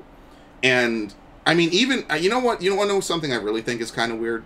Is, even from the literal start of the game, when you boot the game... The character creator is a pretty bare bones character creator by 2019 standards. I hate to pull out the D word, the double D words actually, Destiny and Division, right? Like, I get that you don't really see your character that much, which I also think is a limiting factor of the story. But well, I'm starting to think it's just like they didn't have any time. They threw 18 faces, which are probably recycled from people who already exist in the game, and they called it quits. Like, because Division lets you customize your character from top to bottom. Anthem, not Anthem, I'm sorry, Destiny, it lets you fucking go nuts. So it really, like, character creation is a huge part of these games. It's not the worst thing that happened to the game, but it is a telltale sign looking back that, you know, it seems like they had the bare minimum for, like, a beta of what this game... Not even a beta, the last it was like an alpha. addition to the loading bay as well. Yeah, there's a huge lot of problems. That was literally added, like, after the beta was, like... after the beta was complete. Because that was not there in the beta, and... they were talking about how the fact that people needed, like, some place to show off their stuff, so they probably just literally designed that in the days leading up to the release of the game. Yeah, like they said, they want to sell microtransactions. The number one thing, like, if you're limited because of the Battlefront stuff or, you know, previous games where you can't sell microtransactions that give people an artificial boost, the only other thing that you could really sell to them is stuff that makes them look nice. Because you're kind of limited, right? Like, people hate that. Like, gacha games, I guess they can do that because that's the nature of gacha games, and if you don't like it, don't play them. But for mainstream hardcore games, to be able to pay $60 to get the game, or pay $200 and boost yourself into the fucking stratosphere, and basically, you know, it makes other people's work look awful. When you could say, hey, well, you know, Sergio worked real hard to get to level whatever. I'm just going to pay an extra $40 and I'm going to be equal to him, if not better than him. And that's a kind of feeling of resentment people hate in video games. They don't like that. Especially mainstream video games. They don't like that. So you're limited to cosmetics because, I mean, obviously I'm okay with cosmetics, you know, whatever. I make fun of it sometimes, and I think it's stupid, and I would never really buy it. But on the flip side of it, I understand why they do it. I understand why people want it. I just think it's silly in some games, but that's neither here nor there. And ultimately what I think about it is that... Now check general chat. What happened? What happened? What is this? So just check general chat. Uh-oh. I told him to check general chat because of the Overwatch League thing. We'll put that on the normal podcast. We'll save that. Yeah. Well, we've gone everywhere. We're painting Blizzard in a good light today. All right, we can't shit on them in the same episode. We put them in a good. Yeah, that'll be the next episode. That's the next episode. Oh, have you seen the podcast for tomorrow's thing? It's long, so I don't want. We'll wrap this up in a little bit, but it's fucking long because a lot of shit happened that wasn't even this, and that's what kind of floors me. This is not even the main. This was a side thing. I honestly thought this would be like a 30-minute podcast the first time around, but I forget where I was talking about. Yeah, Bioware sucks. They don't just suck; they suck a lot of veiny dick, and that's kind of it. I forget what I was actually saying. It doesn't matter though. It was rambling. But the only other thing that I did pull up that I would like to talk about is something that they did mention on the original Kotaku article, which is Dragon Age 4 development was reportedly rebooted to fix Anthem. Development woes took a toll on EA's loot shooter. I don't know why is looter shooter just the more ghetto way of saying it? Yeah. Make it rhyme, I guess. Yeah. It's the easiest. Oh yeah, I was talking about cosmetics. Yeah, I get why people do it, and if you want to do it, cool. It's just a little weird to go into a Final Fantasy party where like 80% of the people in the party are dressed as Hien. It just looks a little weird, but whatever. I mean, more power to you. Oh Christ, that looks bad. More power to you if you like it. Whatever. So anyway, according to an extensive Kotaku piece on the developer's internal struggles, Dragon Age 4 development was restarted under a new team as Bioware rushed to prepare Anthem for launch. Work on Dragon Age 4 reportedly started in 2017 under the leadership of Mark Dara and veteran Dragon Age creative director Mike Laidlaw. With the departure of studio general manager Aaron Flynn and Anthem in a desperate state, implying that it's still not, Dara was parachuted into the Anthem team as executive producer. And we know this because, as we saw earlier, if I have the screenshot still open, which I'm never going to find in this monstrosity of a fucking article, Mike Dara, here it is. Mike Dara, I'm not going to zoom in, but it's right here on the screen. He injected himself into the executive, well, I mean, he was the executive producer, but he is at the top of the credits. And the article made a point of pointing that out, that this man showed up like about a year and a half before the deadline of a 7-year development game, and that's who the executive producers, that's who all the people are, like last minute additions to the team to try to salvage it. Mike Laidlaw subsequently left to join Ubisoft, and you know, best of luck to him there. I mean, Assassin's Creed is really on the up and up, so you know, big ups. Yeah, that's a better company to jump ship to. Yeah, imagine the day when Ubisoft, the one studio people bitch at for producing shit too much, is actually making decent games, decent to amazing, and you're willing to work for them. That says a lot, because people bitched at Assassin's Creed a lot for going on too long. Yeah. But they at least can make a fun game. Now, whatever. And Dragon Age 4 was rebooted as Bioware poured resources into getting Anthem into a fit state for its February 2019 launch. Dragon Age 4 will be built on Anthem's codebase to avoid throwing out huge amounts of work developers put into adapting Frostbite. The report tells a tale of a torrid story of Anthem's long development. Staff changes, direction changes, and struggles with the Frostbite engine contributed to a fraught final rush towards release. It's not uncommon to see changes of direction during development as ideas are tested and thrown out, but Anthem appears to have come together in a punishing time frame for its developers. One former employee anonymously speaks of stress casualties. Stress casualty at Bioware means someone had such a mental breakdown from the stress, they're just gone for 1 to 3 months. Some come back and some don't. That's a quote from the Kotaku article. Bioware has responded to the report with a statement on Anthem's development. The health and well-being of our team members is something we take very seriously. We have built a new leadership team over the last couple of years, starting with Casey Hudson as our GM in 2017, which has helped us make big steps towards improving studio culture and our creative focus. The statement doesn't change any of the facts in the report. Instead, it says, we chose not to comment or participate in this story because we felt there was an unfair focus on specific... This really reads such a safe space fucking bullshit. I'm sorry. Yeah. It really does. I know, we read it already. To be fair, that burnout is real. If your entire job is crunch all the time, no shit, that's gonna happen. You damn well better be good at crunch. Casualties, bro. Like, come on, dude. Like, if everything that you do at your job is just crunch, like, that's gonna happen. It's a real thing. And not just that, you can't always do it forever. That's why you don't crunch. It's not like their job is to... the people, the stress casualties, like, they're not being pussies for that. They just... their reaction to it. I think that the way they worded it... Because they took the blame for it. The leaders were 100% painted in that article. It's not the stress casualties part. It's the fact that they really only defended the leaders in their response. Okay. And then in the next few days, now you see what the way we opened the podcast was...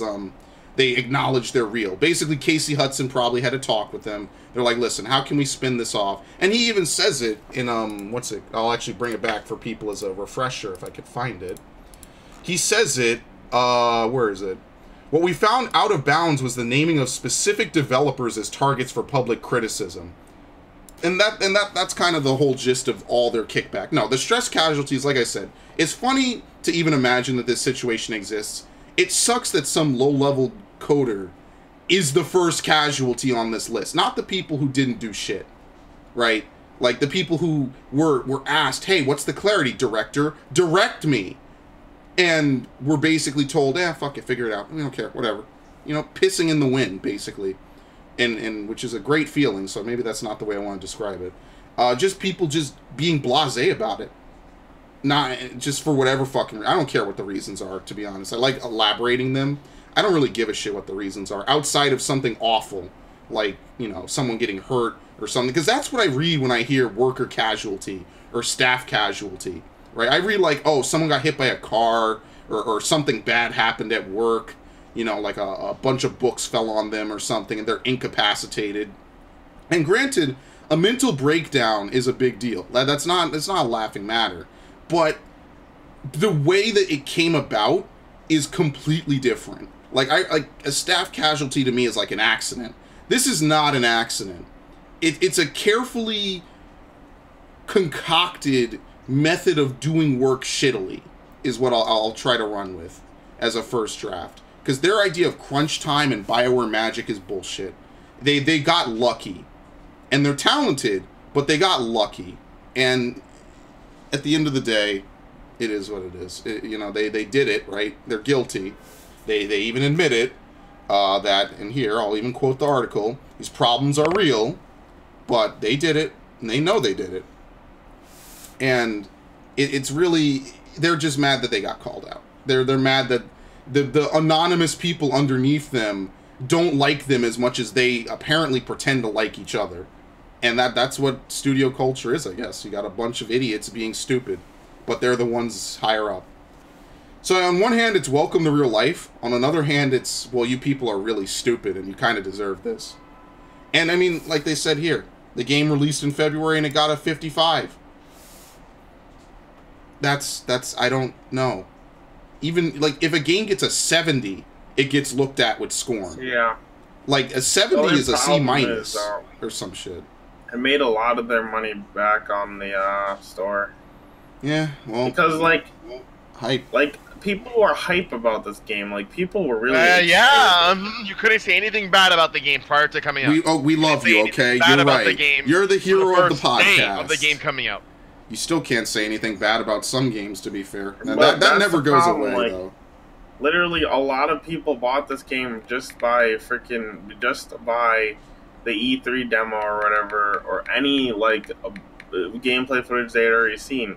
So like they didn't even know what it was going into it. Like a lot of people pre-ordered and got the game day one. Like so the issues that were a result after the fact really didn't affect them because of the fact that people were just so hype about this game. Like that's why the freaking store made like 100 million because people were just throwing money at this game. So I mean, yes, it got a bad score and it's gonna affect sales. It affected sales, but like I'm afraid that Bioware wasn't hurt enough by this. I mean, it wasn't. Like I think what's gonna do damage to Bioware is not the game; it's the article that is gonna. No. I actually disagree. I think between them trying to shoot for them saying, okay, it'll be good enough to be a 70s for the game to actually release with 50s, and the major publishers do look at that because again, that's how you get bonus. Yeah, but my point is that they made 100 million. I still think the only reason they made 100 million is because of false hype. Now players. Yeah, but that's my point. As I said originally, how is this 10-year game going to make money? Because clearly, it's not going to be cosmetics. Because nobody's going to be fucking. No, this game is not a 10-year game. This game is going to last. My point is that they got a payday from. But yeah, he doesn't have a false point. Like they did make money. So in terms of like the consumers and everyone outside of that sphere of not making money, it's a flop. It looks terrible. But I think EA realizes they got the Bioware heads up are like, oh. Well, if we this still article somehow never releases, our game got a 55, but we broke a little bit over even because of that. So it made money because people didn't realize what the fuck they were getting. But at the same time, no, but that's what I'm saying. The freaking execs are Bioware like, name is our game got a 55. That's shitty. But we literally broke the Bioware name is tarnished. I mean, I don't think EA cares about reputation, despite what they do say. That's what I'm saying. They don't really care about reputation. No, they do. They most definitely care about reputation. What are you talking about?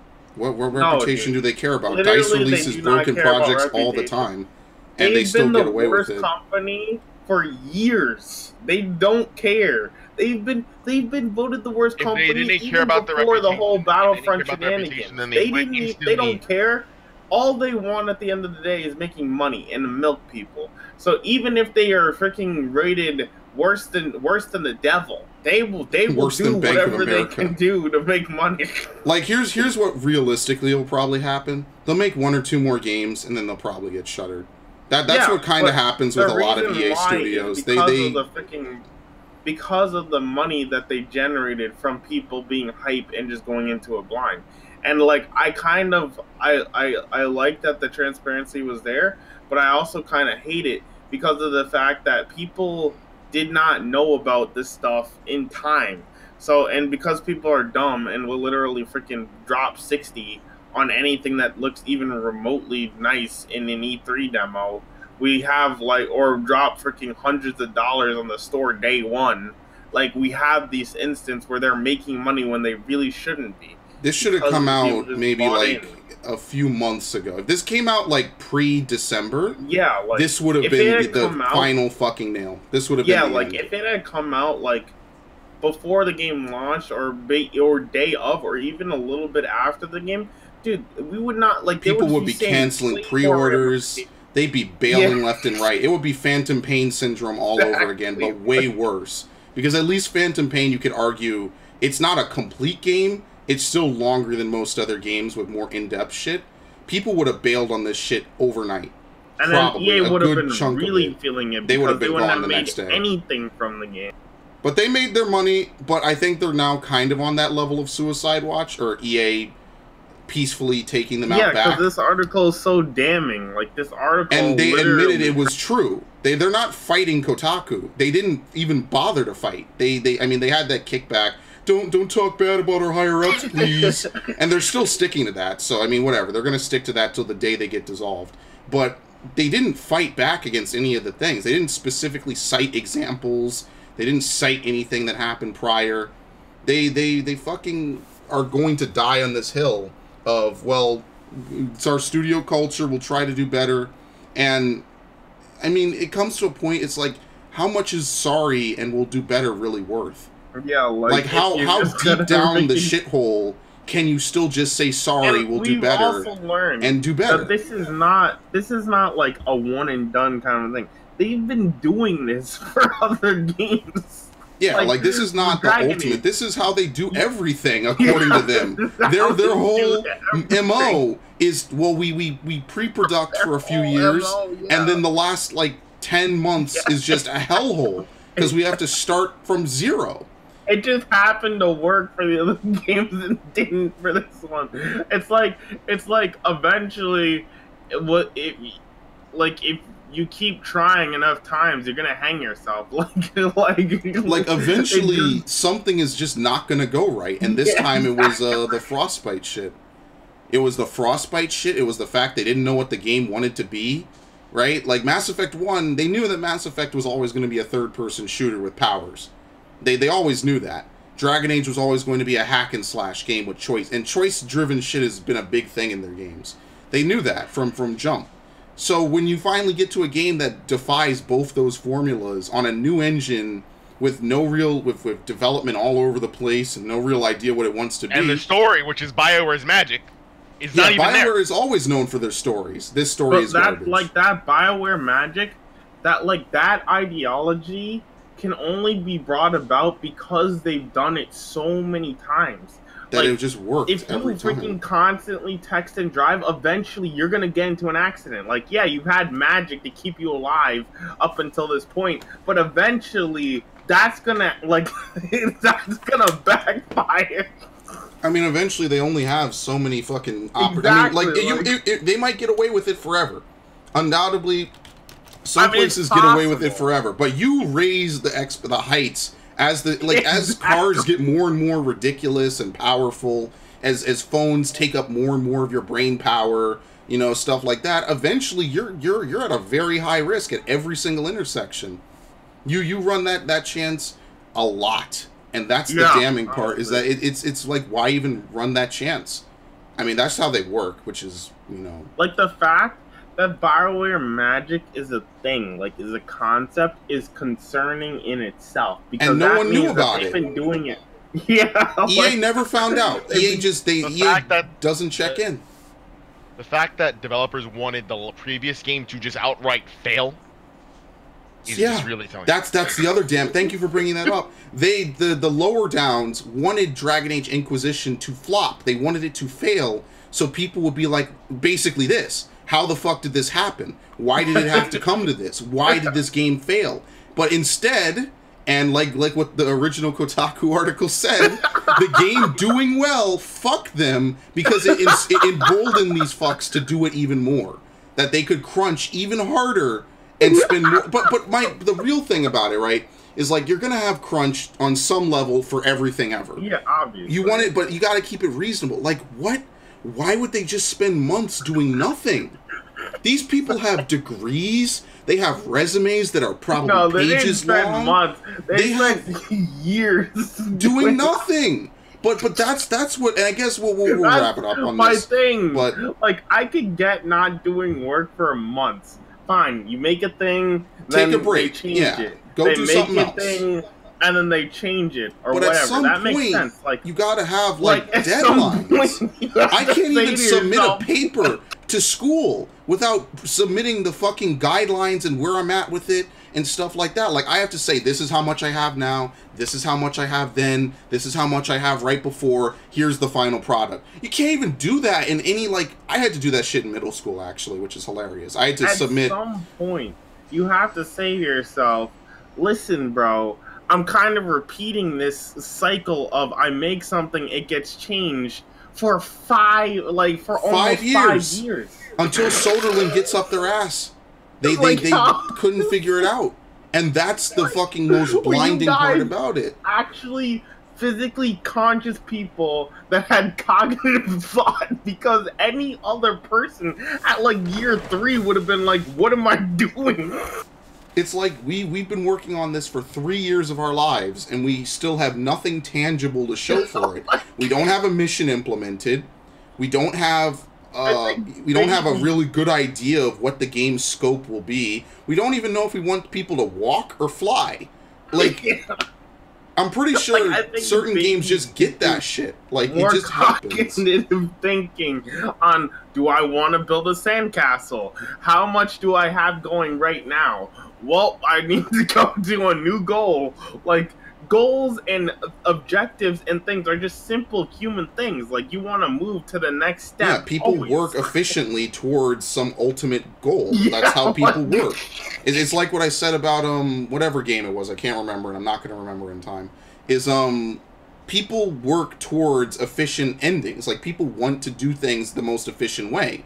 So when you throw things in their way to make it harder, they might not want to do it. I mean, that's just how humans are. It's human nature. So that's what we do.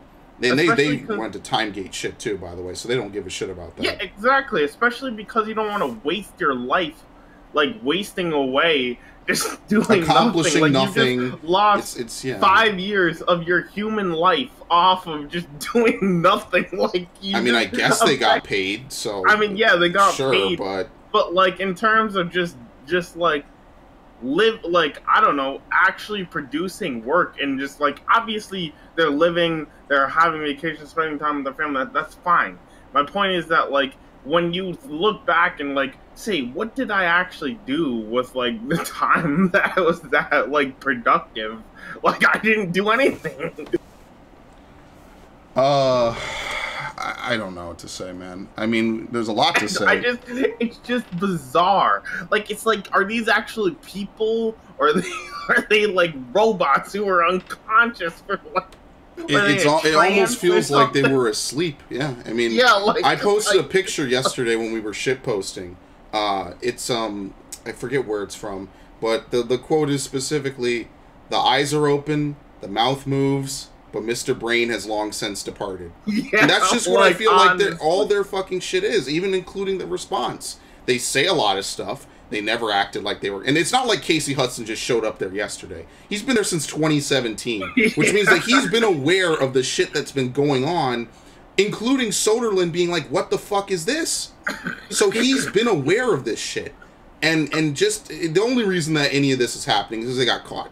They got caught. They knew that if they struggled, someone would actually blow the whistle and just take the L. Because literally, honestly, like you guys said, Soderlund is really the engine here, because he's like the parent that is like, well, I left you home to freaking do chores and nothing done. Happened. And it is now like 4 o'clock in the evening. Oh yeah, and he's really the only reason this game probably got to a tangible state. Yeah. Like a decent tangible state. So we're basically playing Soderlund's wet dream.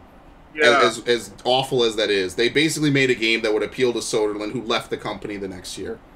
I like the phrase, congratulations, you played yourself. I say this about Captain Falcon players in Smash, is like, they're just doing a whole lot of nothing. Like, they're doing a lot of moves, but they're not actually doing anything. Like, they're not actually hitting you. They're just like empty hopping into freaking forward airs and back airs. Yeah, just but flailing. None of the moves are actually But that would be giving them credit for actually doing something. Like, these guys are just thinking all day. I don't know. Yeah, I don't know.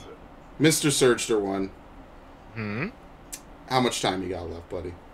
I kind of have to go. All right, let's call this here. I'm gonna try to get. I don't. You know what? Fuck it. I'm not tying myself to any of this bullshit. But well, do you want to put in a small little? Dude, this is never gonna be a small segment. It took up 2 full podcasts. This will never be fucking small. This could never be any smaller than at least 2 hours. I feel. And I think maybe we'll be fair to him, like in the next podcast, we should address the player base, because I have some reactions on their part. I can link like Reddit Ghost Reddit stuff. Okay, yeah, that'll be good. Definitely drop that for me, Mr. Surgster one. I was right. Take your victory lap. Me. Take your fucking victory lap. You deserve it. I've already done it. Why would you stop? I would be fucking parading this around for the rest of my life. Mr. Instant Retreat. Glad to be here. As usual, talking about things towards the video game community and how it's changed. So I'm glad to be a part of this. And I'm Sprinter 1000. I just like to fucking make fun of EA and Bioware. I don't give a shit. I've been doing it for 6 years, and apparently I need to do it some more. So... Frostbite is like handling a bunch of razor blades, and a whole bunch of other quotes can be found in Jason Schreier's article, How Bioware's Anthem Went Wrong, which, again, scrolling through this is a fucking nightmare. How Bioware's Anthem Went Wrong. And I've archived it. I'll put everything that I can think of that I've really used in this podcast in the description of the YouTube video when it's done processing. I'm sure we're going to talk about this again because this is almost endless content. We didn't even really get into the unmemeable part that much, and there's undoubtedly stuff I missed. So I will try to have like an outline of this article written, but if it's not done by tomorrow's episode and the episode after that, forgive me, because god fucking damn, he did a lot of journalism. Yeah, he saw this and he knew his fucking whole year was made. Yeah, like if you see an article from Kotaku that's this long, they're either full of shit or they're full of gold. There's no other alternative. Serious trouble. You're in some freaking serious. And especially that pussy bitch response. Stop! The higher ups worked hard. if you say so, you fucking. If you say so, because apparently that's not what everyone else is saying, including Soderlund. If only Soderlund, I think that if Soderlund actually responded, or if we got some internal memos leaked, that would be really good. Yeah, that would be so damning, especially if we could see which higher ups shot down what ideas. Yeah, that would be really fucking damning. That would be like, that would blow this I would open really again. like to get the logs on the freaking discussion meetings. Remember they were talking about that? Yeah. Like they would get close to a point where they decide on something, and then one random person would bring this up and then destroy all progress towards completing an objective. It almost makes me wonder if this is a conspiracy to tank the game, honestly. It's too well coordinated, but I don't believe these people are that honestly driven. I won't say that's smart, but I don't think they're that driven. So that's kind of where I stand with that. If Soderlund came out in a no-holds-barred fuck you EA, fuck you Bioware, I would love that. That would be Randy Pitchford levels of fucking magic, and I really want that to happen. But I guess we'll have to just wait and see, because this is not done by any measure. I think something happened with EA before, and we said it's not done. Obviously, we'll know everything in a little bit. It's not done. I can guarantee it. If they're still responding to it today, something else is going to come out. Because once one floodgate gets opened, they all kind of start to open. Yeah. So if someone got wronged by them or something like that, and really got told, whatever, it only takes a little bit. People will have the courage, and I want them to. And even if it's companies I like, I hope that a lot of other companies see this shit and they shit their pants. Yeah, honestly, that's what I'm hoping. That's what I said before. I really hope that, this a wake-up call for all these other companies. Like, hey, listen, dudes, no more messing around. That age is done.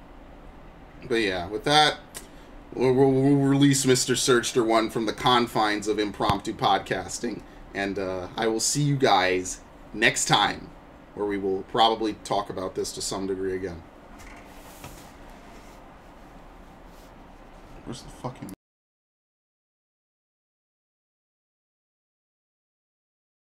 Son of a bitch, you piece of shit, you fucking goddamn fucker. Listen, fuckhead, you have fucking crossed the line. Get that through your goddamn fucking head. Stop pushing your shit. Ah! Ah! We know we're under attack. We know it. We're breaking the conditioning. Ah!